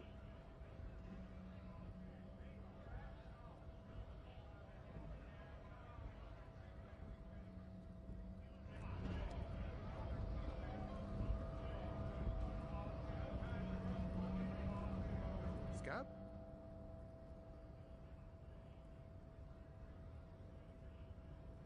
You're hazy on the notion of a scab. Smells like politics, though. Maybe it's got something to do with the flask he reaches for from time to time. A kind of a worm, content with mere survival. They come, they want to do our job for shittier pay, screwing over both themselves and us. Everybody loses. Gotta be bloody stupid or freaking evil to Scab. Or I guess, scared maybe. But scared of what? Of who? Personally, I'd rather beg than scab. If the gentleman shouting on the street came begging, maybe they'd have gotten something.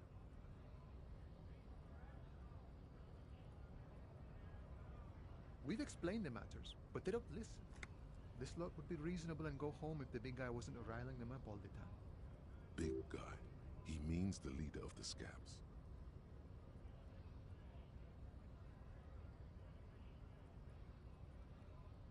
I was just messing with you. No one's ever seen a cop scab. Imagine, you cops going on a strike, but then another cop comes in and says, "Let us cop for less money." Speaking of, what brings the RCM here, to the Wild North? Come to see the strife?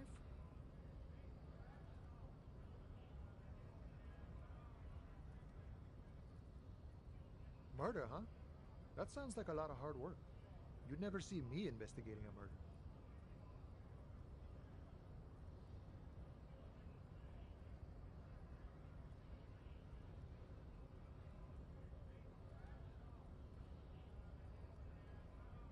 Of course, Policia. It wasn't me. You can rule me out. Easier that way. He didn't do it. It's the truth.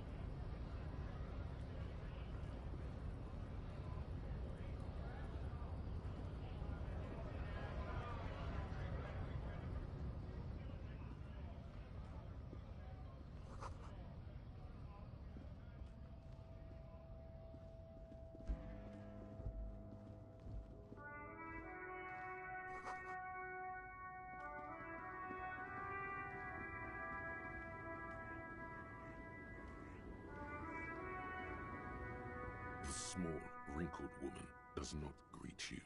She nods along to something on her radio. A photograph is clutched in her hands. At the photo, an ambrotype from the turn of the century, as golden as her smile. No response. Wherever this woman is, your words fail to reach her. Wait. She's just a distracted old woman. Better to leave her alone. Why? I just told you why.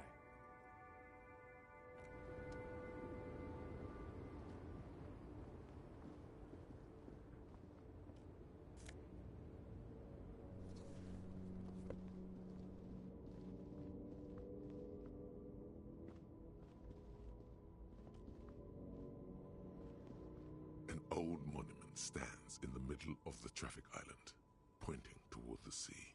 It looks as if it's been reassembled piece by piece, secured and mounted in the air with the aid of numerous ropes and rods. A silver plaque on the statue's pedestal reads, "I am Philip III, the Squanderer, the greatest of the Philippian kings of Revachol, son of Philip II, the opulent, father of Philip IV, the insane." A silver plaque on the statue's pedestal reads, "I am Philip III, the Squanderer." Even by the standards of the Philippian kings, old sumptuous Philip was known for his profligacy.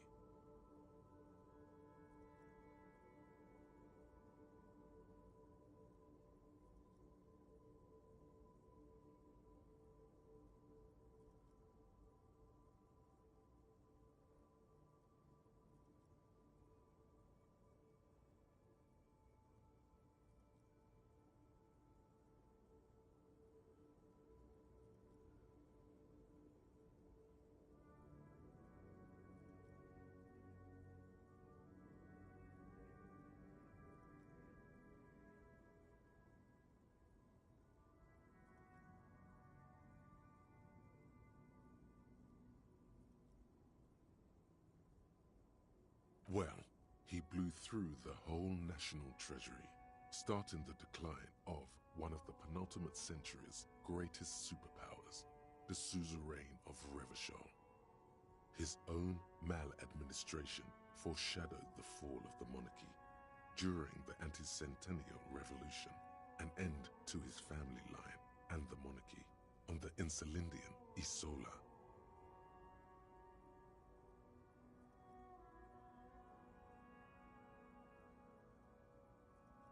Philip III's ludicrous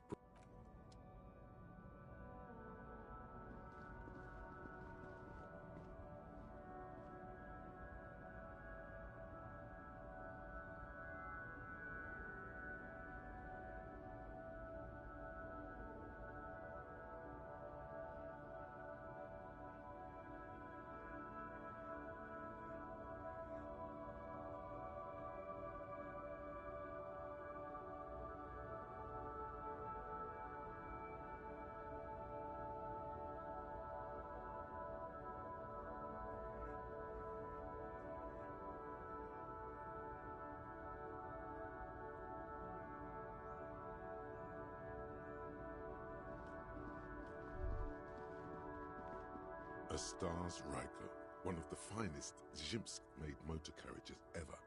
An oldie, but a goldie.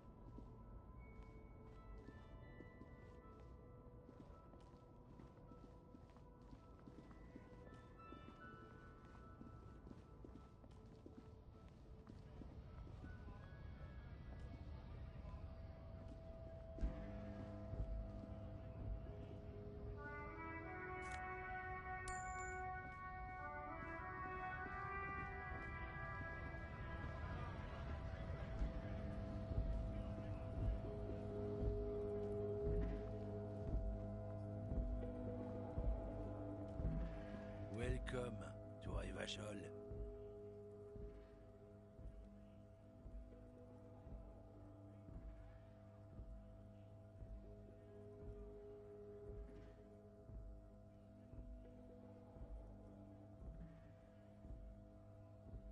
Don't you welcome to Revachol me.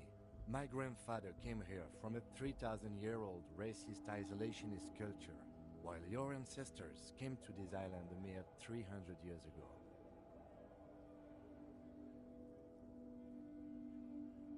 Every school of thought and government has failed in the city, but I love it nonetheless. It belongs to me as much as it belongs to you.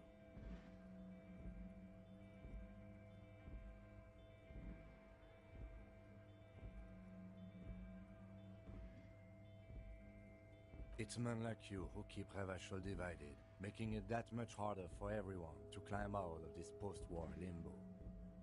What he means is, fixation on the Revacholian nation makes it harder for Revachol to actually attain self-determination.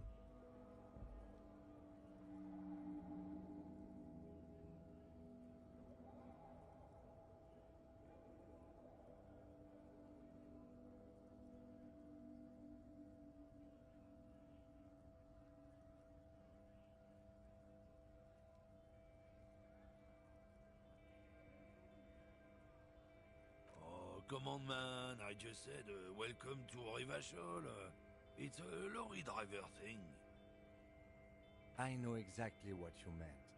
You think my kind doesn't belong here, that I should watch myself and behave.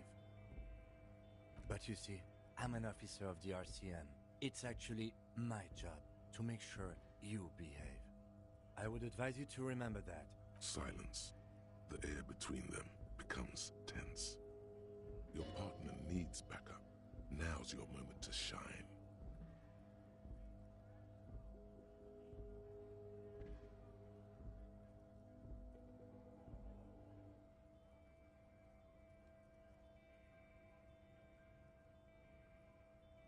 You two make a cute couple. You know that? The lieutenant exhales and resumes his regular calmness. Whatever you say, officers.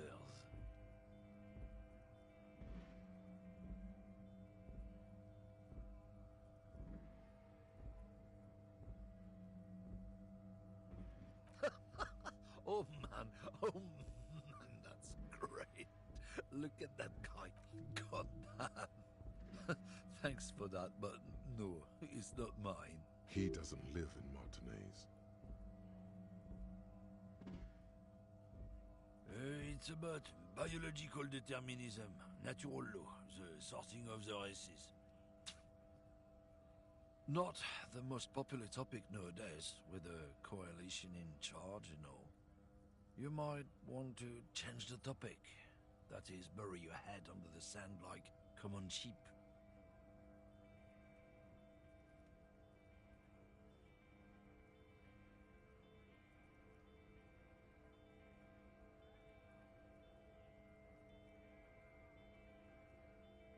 I'm not just racist. Look, I've read books. Huh? The science of racial theory has all been proved, even if some people don't want to accept it. People who've studied these things say that you and me are superior by design. So, naturally, we Occidentals should be in charge. Obviously, you can see the merits in that.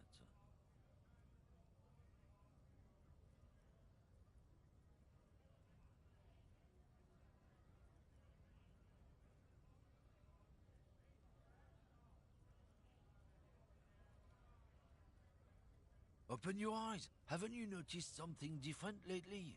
An unfortunate downturn, maybe? Huh? When members of the superior race cease to believe in their innate superiority, they stop competing for resources. This concerns you, policeman, so you better be vigilant. The damn kips are showing up good lately. Same with the mosquitoes.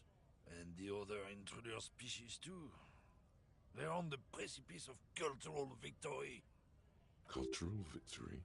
What is this then?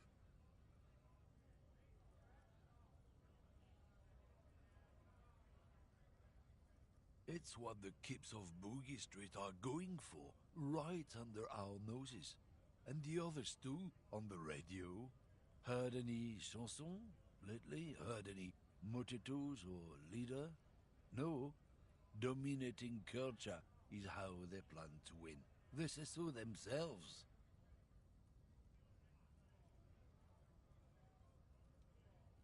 It's true. Also, you need to realize the dangers of mixing races. Who knows what might happen if people don't stay in their birthplace? You might end up with a new sub-race, with unknown characteristics, leading to extra competition. That's why you've got to control the offspring.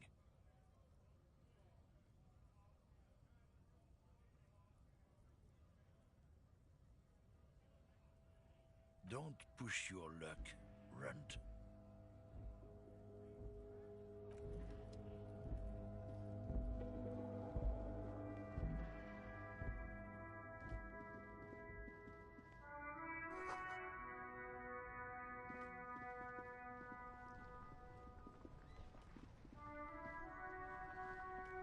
Before you stands a motor carriage. The bodywork is covered in blue and white livery, bearing the number 57. Vapor emanates from the large engine on the back of the vehicle. It hasn't had time to cool off yet. This must be the infernal machine that tore you from oblivion.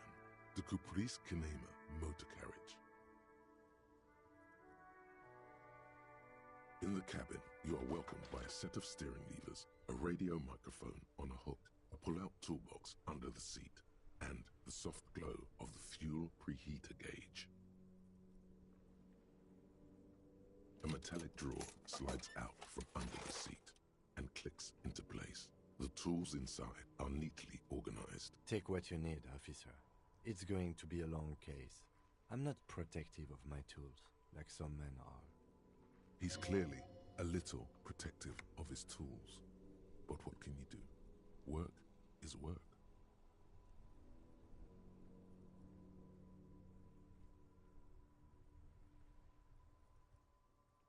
The pull-out toolbox slides back into its nest. Preheater gauge casts a warm glow on the steering levers. The frequency tableau lights up, and the green button labeled Prime Line glows like a feline eye. And then you hear something. The soft purr of electrical kittens. Radio waves cast far and wide over the metropolis. A woman's voice greets you through the static. This is Precinct 57. Hello, Lieutenant. How may I assist you? Hello, Alice. Please assist our colleague from the 41st Precinct here. I'm putting him on.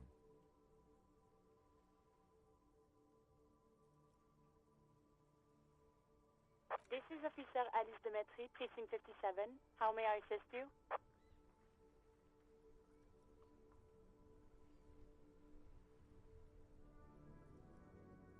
Just a second, officer. 10-2, 10-5. This is 41st. Come in. Over. A scrawny old man sits in a dusty cubicle, smoking, with a large white rectangle sewn on his vest. In front of him is a box-shaped apparatus with an array of wires and antennas. The radio switchboard. The man uses relay code. You've got this.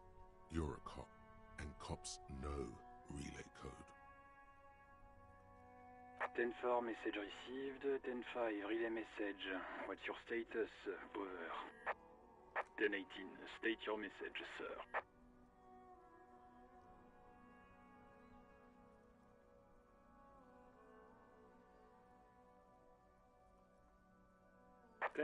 Over. 10-4, message received. This is a very serious situation. I need to 10-22 the captain. Over. Is it him? What does he want? Says he lost his badge and needs to report it. He what? He lost his badge? Who lost his badge? Dick fucking Mullen. Who do you think? It's Officer Dick Mullen from the bestseller Dick Mullen and the Lost Identity. Dick Mullen is not your name. It's the name of a fictional detective who would not lose his badge. Defend yourself. Immediately, they're laughing at you.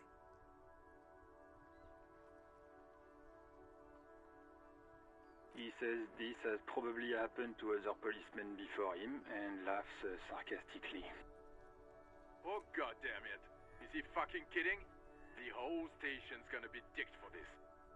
Satellite Officer Vikmar is wondering if you might be joking and adds that this tarnishes the reputation of the entire station. Mullen dicked us.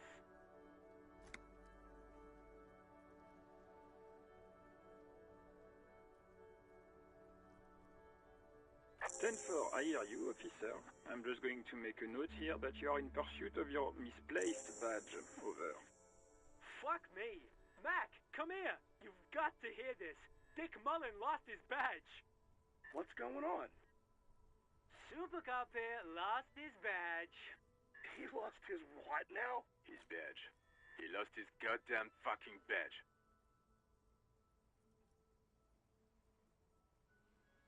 10-9, come again. I didn't get that.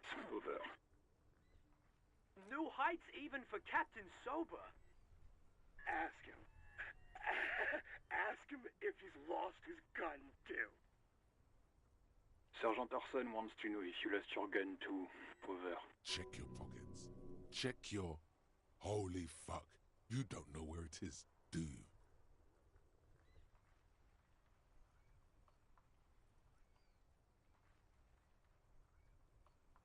Okay, it's gone. Your gun is most definitely gone. 10-9, come in, officer. Did you get my question? We were wondering about your gun. Over.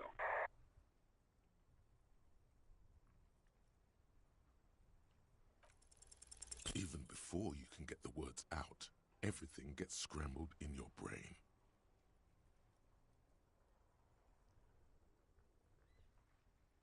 He says he didn't lose his gun.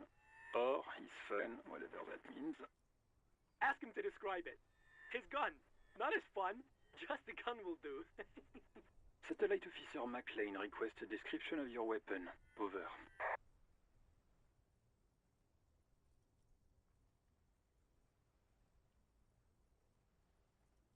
It's a single-shot Kiel A9. An Armistice, to be precise. Says it's a Kiel 9mm Armistice. Armistice? What, is he a fucking... Clearly he doesn't have his Villiers anymore. Dear God, he lost his gun? Oh my, I can't. This isn't really a laughing matter. Mac can face a giant of Coco Noor by himself, but Disco here made him piss his pants.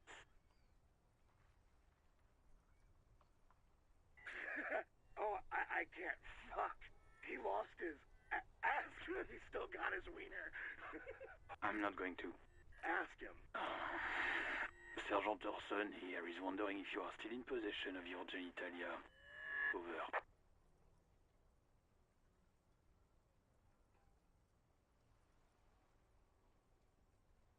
That's a negative. Not going to say that. Over. What's he saying? Share with the class. He said he sodomized your mother.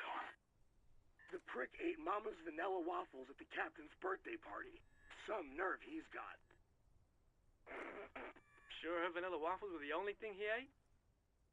Shut up, Chester. This isn't funny. This is my mom we're talking about. Tell him to apologize right now. Sergeant Orson requests that you apologize for the claims that you made about his mother. Over.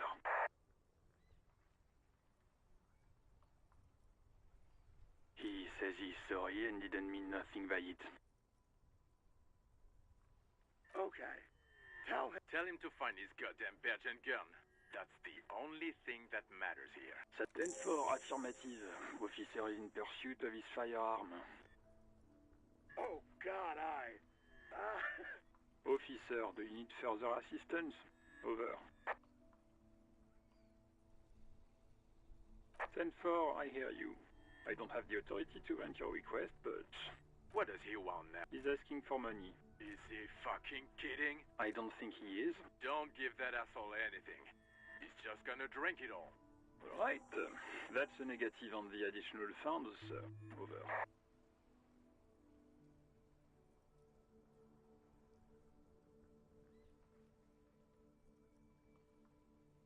He says he's in trouble. Doesn't have a place to sleep. Well, I guess he'd better crack the case before sundown then. Vigmar said...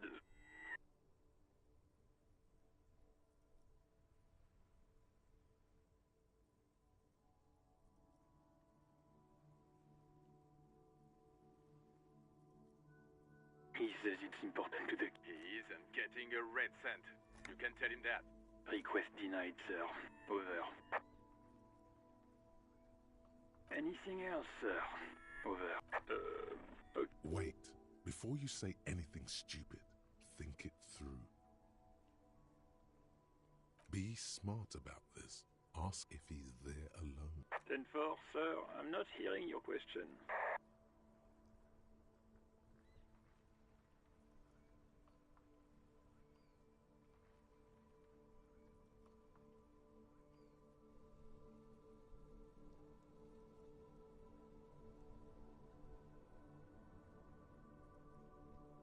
Ten 9, repeat message. I didn't get that, sir.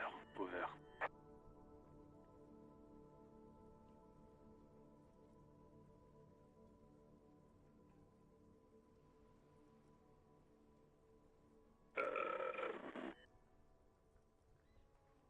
What?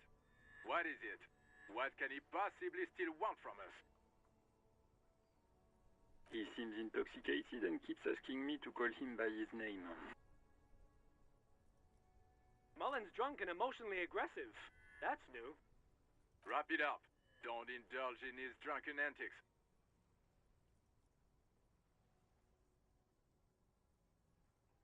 10-4, well, that... Does he actually want something, or is he hell-bent? He asked if he ever told me about his days before joining the RCN. For God's sake, cut this shit out! Tell him to stop wasting time and be a goddamn policeman for a change. Sir, Satellite Officer Vigmar. So, was there anything else?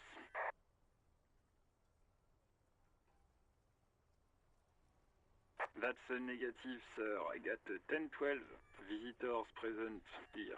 Over. Understood, sir. Over. Roger that. 10-10. Over and out.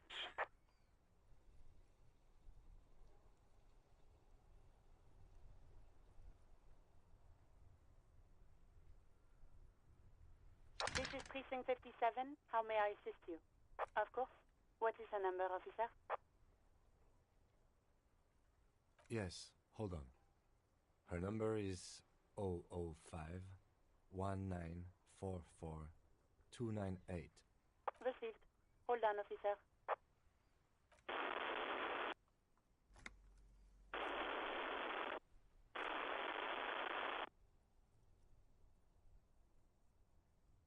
Lieutenant Kitsuragi slowly begins to tap a little rhythm with his right foot. Quite a lot of time has passed.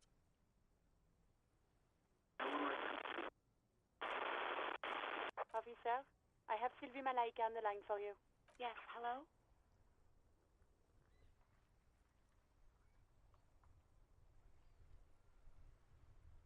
Oh, right. Hello, officer. What can I do for you? There is no resentment in her tone. She wants you to ask her out. No question about it.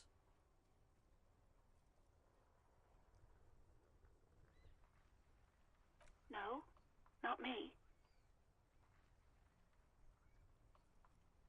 No, sorry. I don't. Not a lot of people have phones around here. Copper thieves take the wires. People don't have the money to have the cables put in again. They use the Union's phone, or the one on the coast. So the Union has a phone, and there's one further down the coast. Got it. It was someone else. We'll find them sooner or later, officer. It just might take a while. Yeah, go on. Yes, I know who you are. This exact conversation has happened before. Establishing authority before this young girl seems to have been important to you in the past. Don't go there again.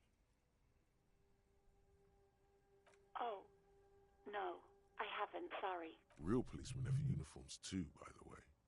Where's yours?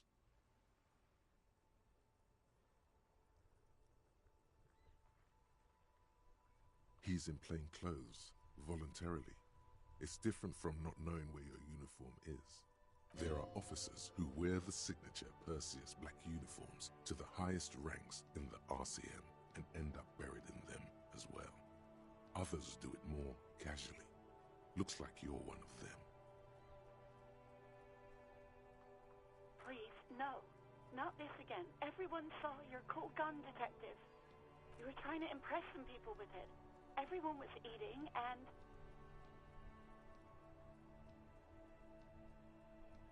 You were waving it around in everyone's face, begging them to describe it. You said it calms you, and then you started making suicide jokes. It got pretty graphic. Oh, those again. I have been trying to wean you off them. You know, when you put your gun, your actual gun, on your temple and pretend to shoot your brains out, off of that, people don't like that. I remember this. You were screaming things like, "My brains are all over the wall, painting them red. I won't be seeing it, 'cause these are my brains. I can't see without my brains." Very nice visuals there. No idea. All I know is next you were waving around money instead, saying things like big bucks cannot lie and guns can't buy money, but money can always buy guns. It almost looked like you pawned it, but believe me, I did not ask.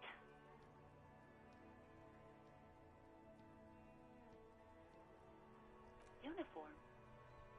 I never saw you in any uniform. You had your things on, the disco things. Well, you tried to jam it down the toilet, sir, clogging it completely. After I had unclogged the toilet and retrieved the paperwork, I threw it out in the trash, thinking you didn't need it. I am sorry about that. Anything else, detective? You mean, why did I leave the bar? Honestly, Why not?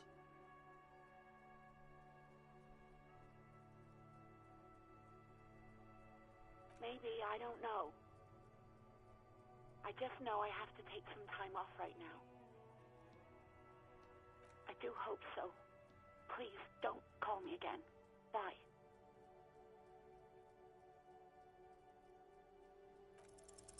No, she doesn't have a problem with you.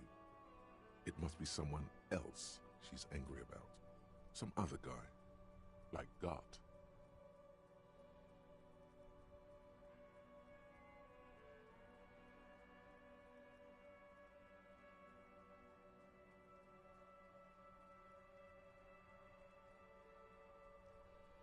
You know women and their constant problems. Yak, yak, nag, nag. How's one supposed to get the love going like that? That's where you step in. You're Lieutenant Love, matchmaker extraordinaire. Help the poor girl out, lest she turns into a spinster.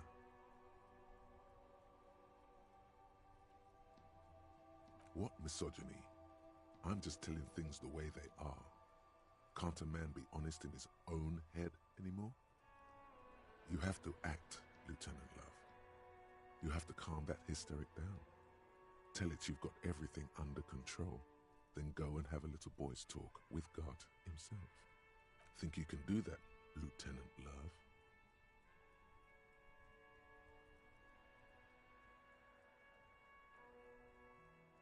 You're just a gimp. What? You want to be more empathetic? Call was terminated by the other party. Anything else, officer? 57's over and out.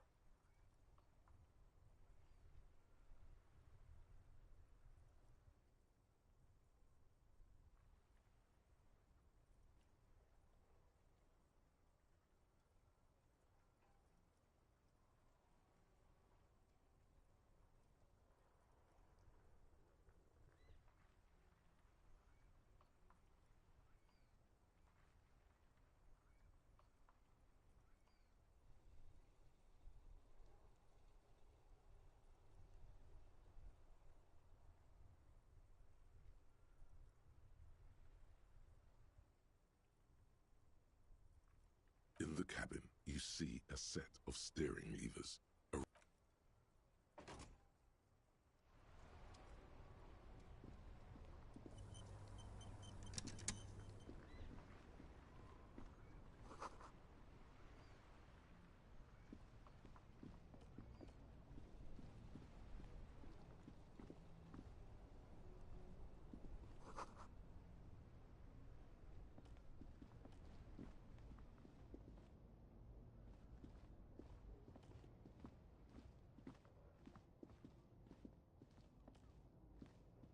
There are clothes inside.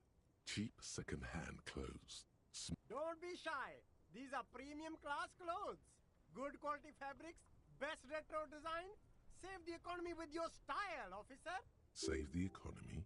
That sounds off. Haven't you heard, officer? We've got to be economically conscious.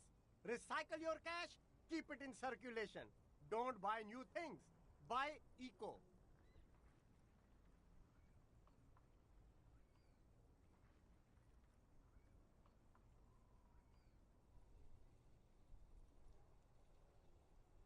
Very cool.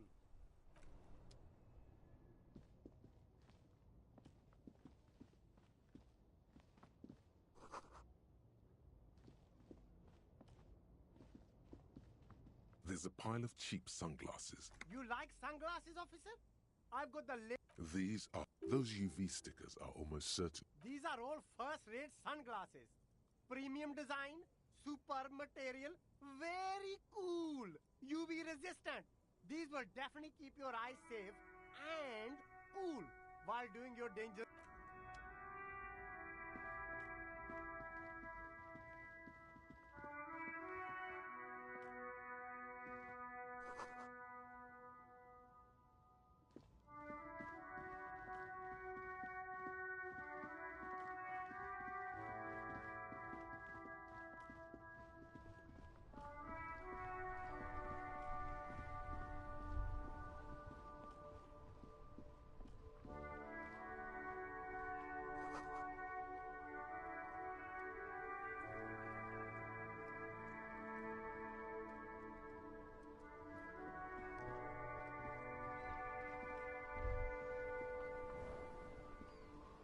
Life doesn't need to be a struggle. I'll be with you in a moment, officer. Let me just finish my sandwich. Talk to Angry Hard René first.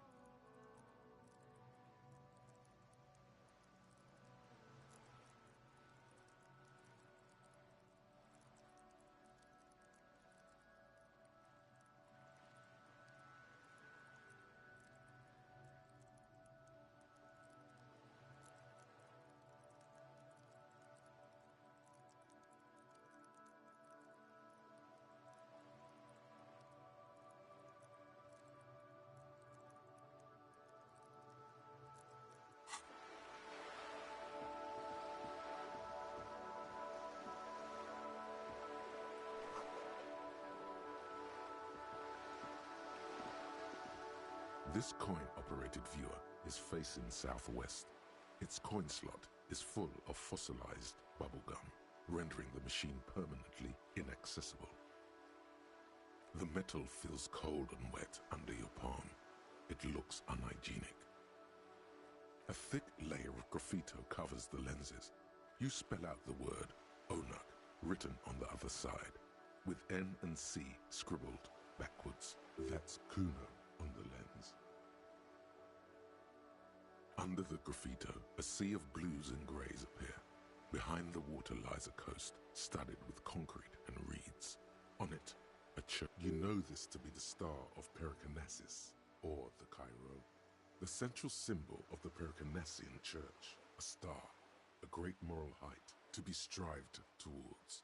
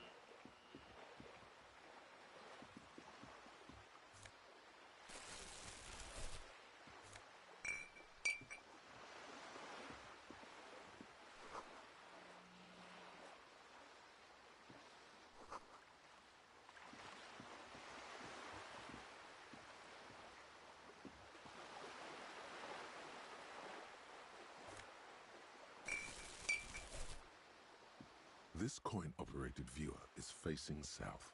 The instruction manual says to insert 25 centimes and pull the handle while looking inside. Then use the focus knob to zoom in. Why place a tourist attraction in the middle of such poverty?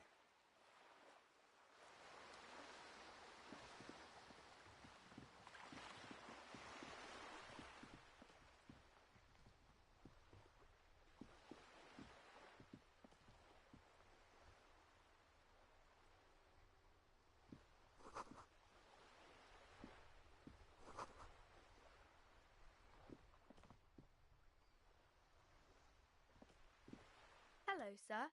Step right in. The store is open. Are you interested in a new and exciting book?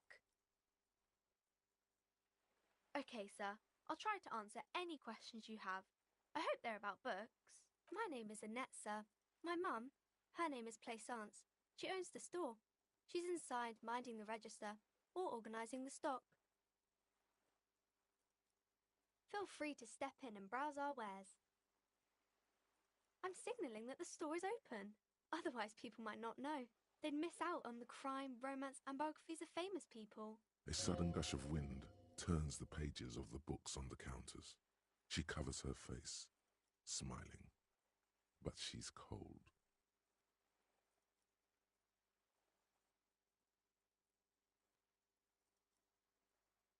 Thank you, sir. I'm happy to help Mum out with the store.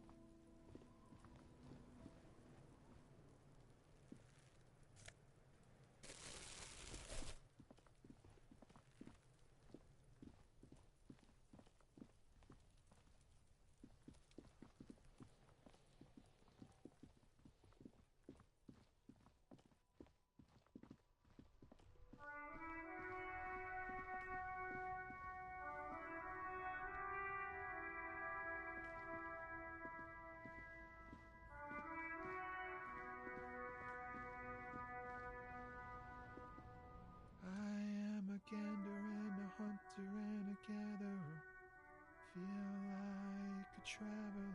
A simple little cadence. He seems to be making it up as he goes. You sure are, my man.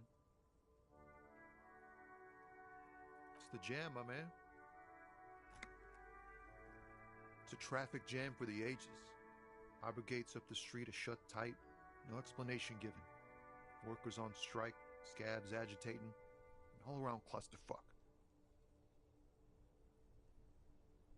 Meanwhile, we're all stuck here in long-haul limbo for days upon days upon days upon days. Feels like forever. Like I was born on this here roundabout and this was all I ever knew. Just me and the metal and the tires, the oil and the fumes of mazout.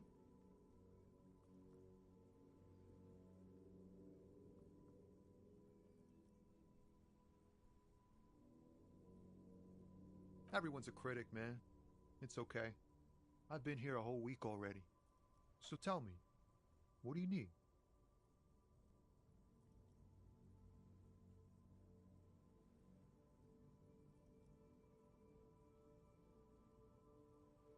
He ain't one of us drivers. I know that. All accounted for. Otherwise, I haven't really asked about that. Been wasting time right here.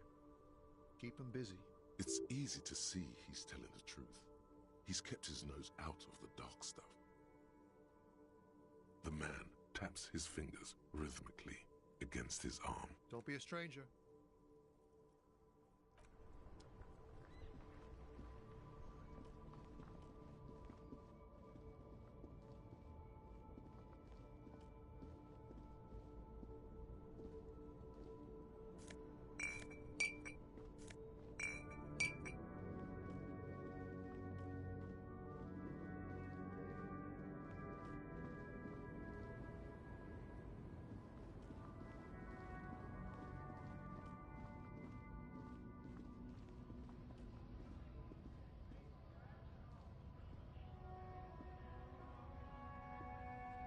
A lorry stuck in the traffic jam.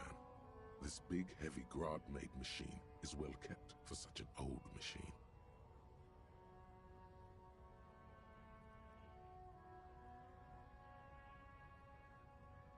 The windows are clear. They've been recently washed. You can see a lorryman's cabin with personal belongings, stickers, insignia.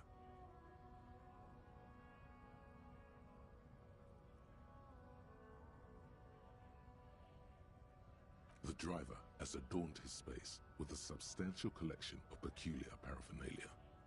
Proclamations about honor, strength, and purity are glued to various panels.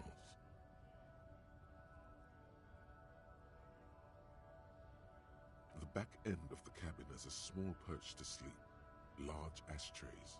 There are several suns and wheels sewn into the curtains. A book with ragged edges catches your notice. The front cover features a large, muscular man. The title reads, Man from Eamdal in the Lost City of the Pygmies. Racist nationalist paraphernalia. Not unusual in this part of town. This is our guy.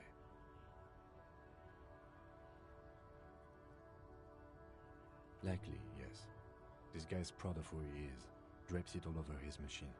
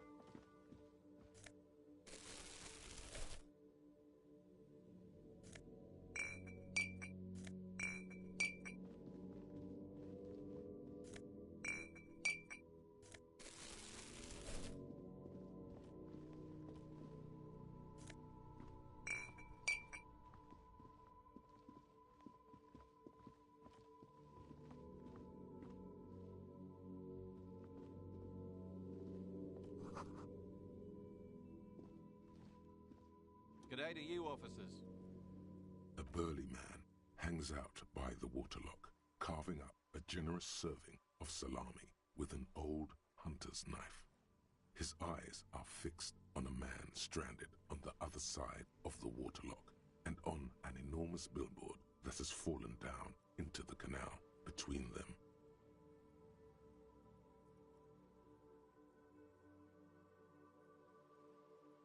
I wasn't here to witness it, but those look like tire tracks on that sign. Weird, huh? Then again, plenty of daredevil drivers in Revachol. Too bad it also takes a year and a day to repair anything around here, especially a waterlock. The rest of the coast is closed off till then.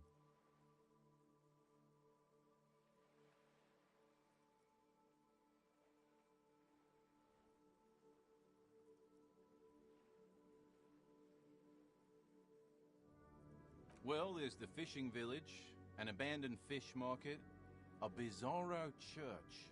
Not much use to the congregation, though. There always seems to be something wrong with it. Yeah, not really much else. Just bombed out ruins.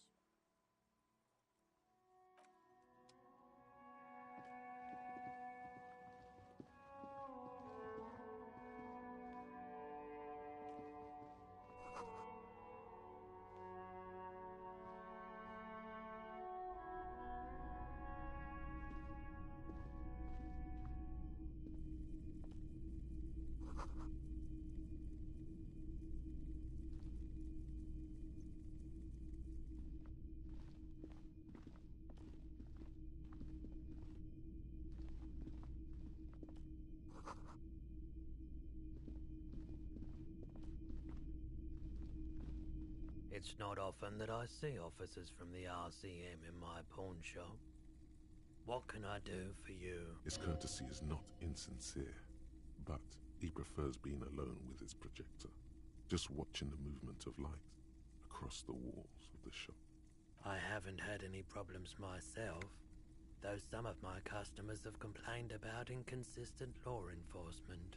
Who are your customers usually? All kinds of people come through here. Locals, travelers, people looking for a deal, people looking for a keepsake, people who are terminally bored.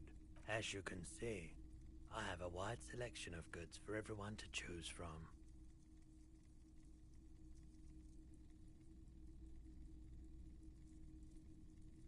It keeps me entertained.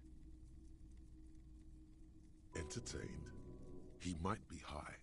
If he is, on what?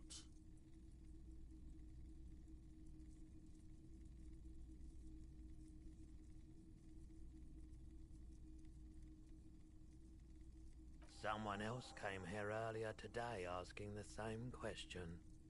I promptly sold her the gun you pawned a couple days back. This is a pawn shop, and it did feel as if you've met before. Oh God. The lieutenant shifts from one foot to another, alert. She didn't seem like a policeman, although she kept referring to herself as a pig, which was odd. I found her interest in the gun a bit obsessive, but I was just happy to get rid of it, and of her. Truth be told, she was terrifying. Right, so let me get this right. You sold your sidearm, issued by the citizens' militia, and now a civilian is running around the streets of Martinez with it? Miraculously, his face does not reveal what's happening inside.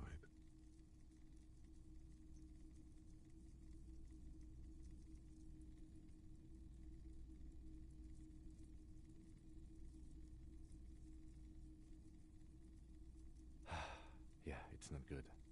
I do hope we manage to clean this mess up somehow, while also keeping our focus on the murder investigation. This mess, he means your mess.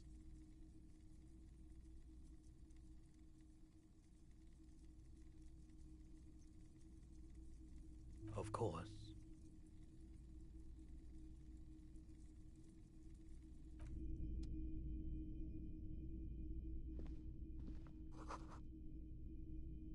A typical Martinez streetlight sits among assorted floor and table lamps. 700 real. A bargain, I dare say. Hey, I don't know where it came from, but it's not every day you get to buy and sell something so extraordinary.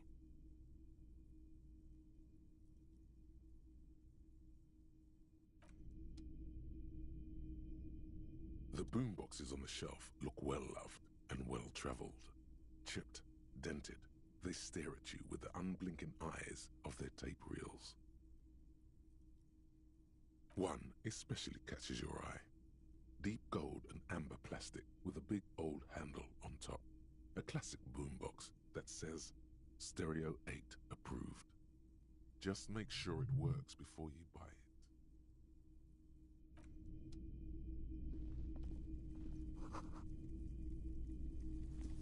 You see rows of toy soldiers guarding the rest of the trinkets displayed on the table. Some on horseback, others in rags, others yet in bright blue uniforms. All are stern and unyielding in their duty.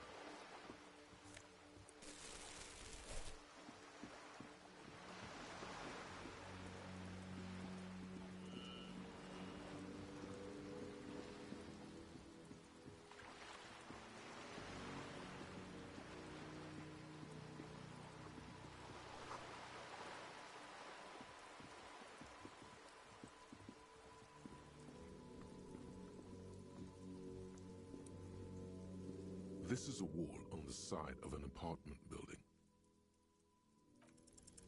You have no clue. It's just a wall.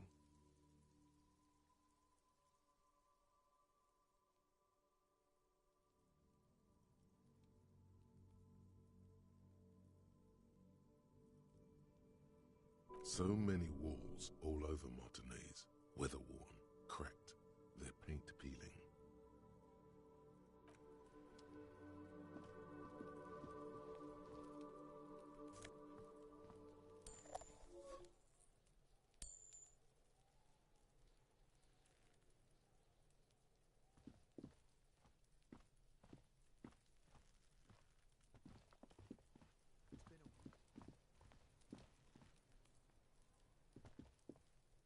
Trying to sneak up on me? Come to slit my throat in my... Logic error. She is not sleeping right now.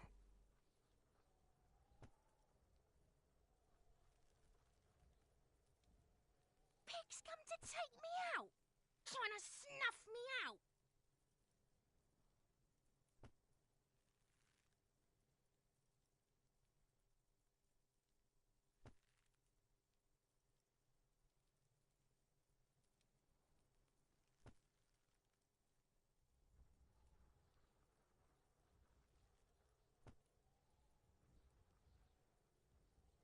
Fucking clever with me, pig.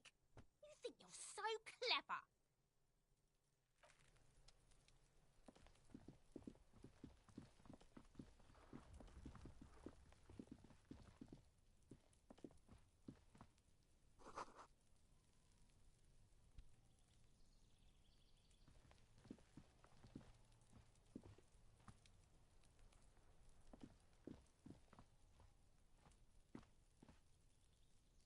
There must be another way into the building.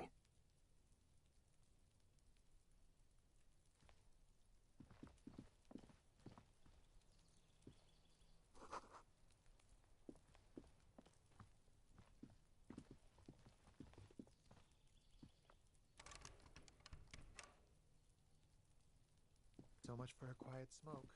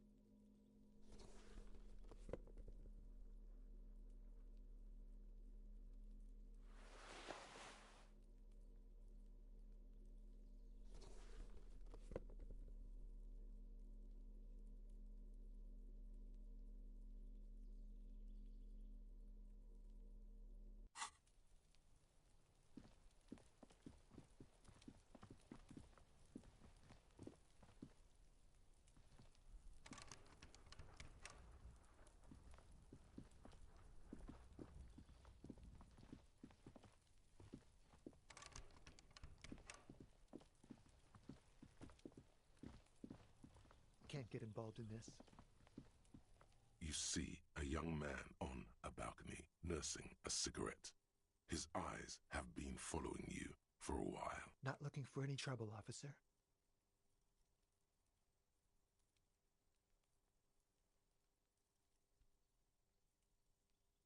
I don't want to be seen talking to the gendarmerie if that's okay. I just want to finish my cigarette. It's the god of cigarettes and youth. Ask him if he's got anything to spare. Don't let him go. This could be your witness. The balcony has a great view of the whole thing.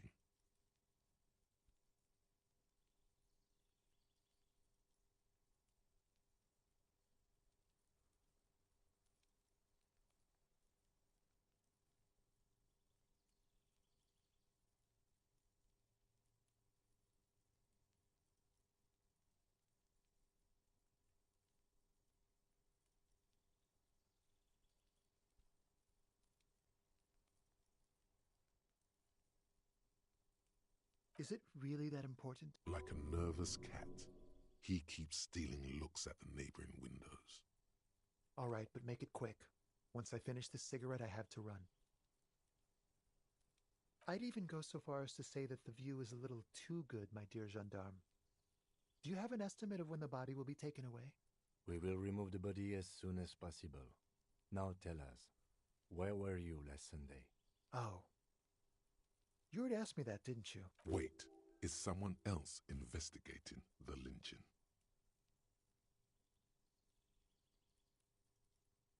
No, not you. Some more muscular type. And when did you speak to this more muscular gentleman? Last week? I don't know. Look.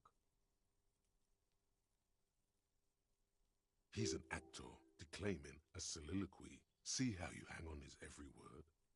You didn't answer the question. I had a friend over. It was my Sunday friend. A Sunday friend?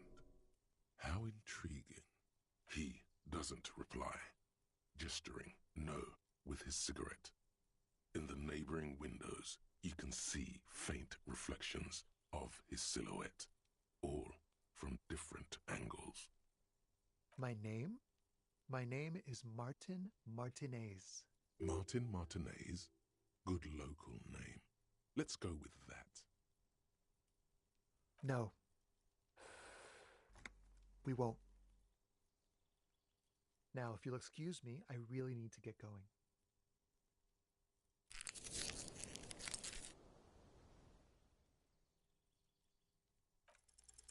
Time to bring out your secret charm. Tears and begging. Show him your emotional side. Throw yourself before his very feet like a dog. Trash? Please don't go. I'll even stop smoking inside.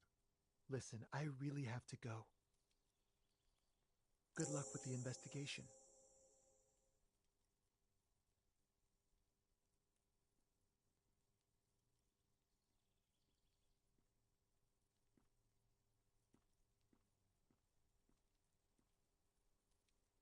He's gone.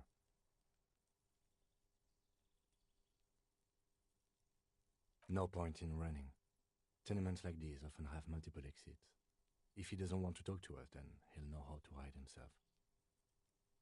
He could be a witness. Him or his Sunday friend. Either way, we need to look into that muscular type who's asking about our case.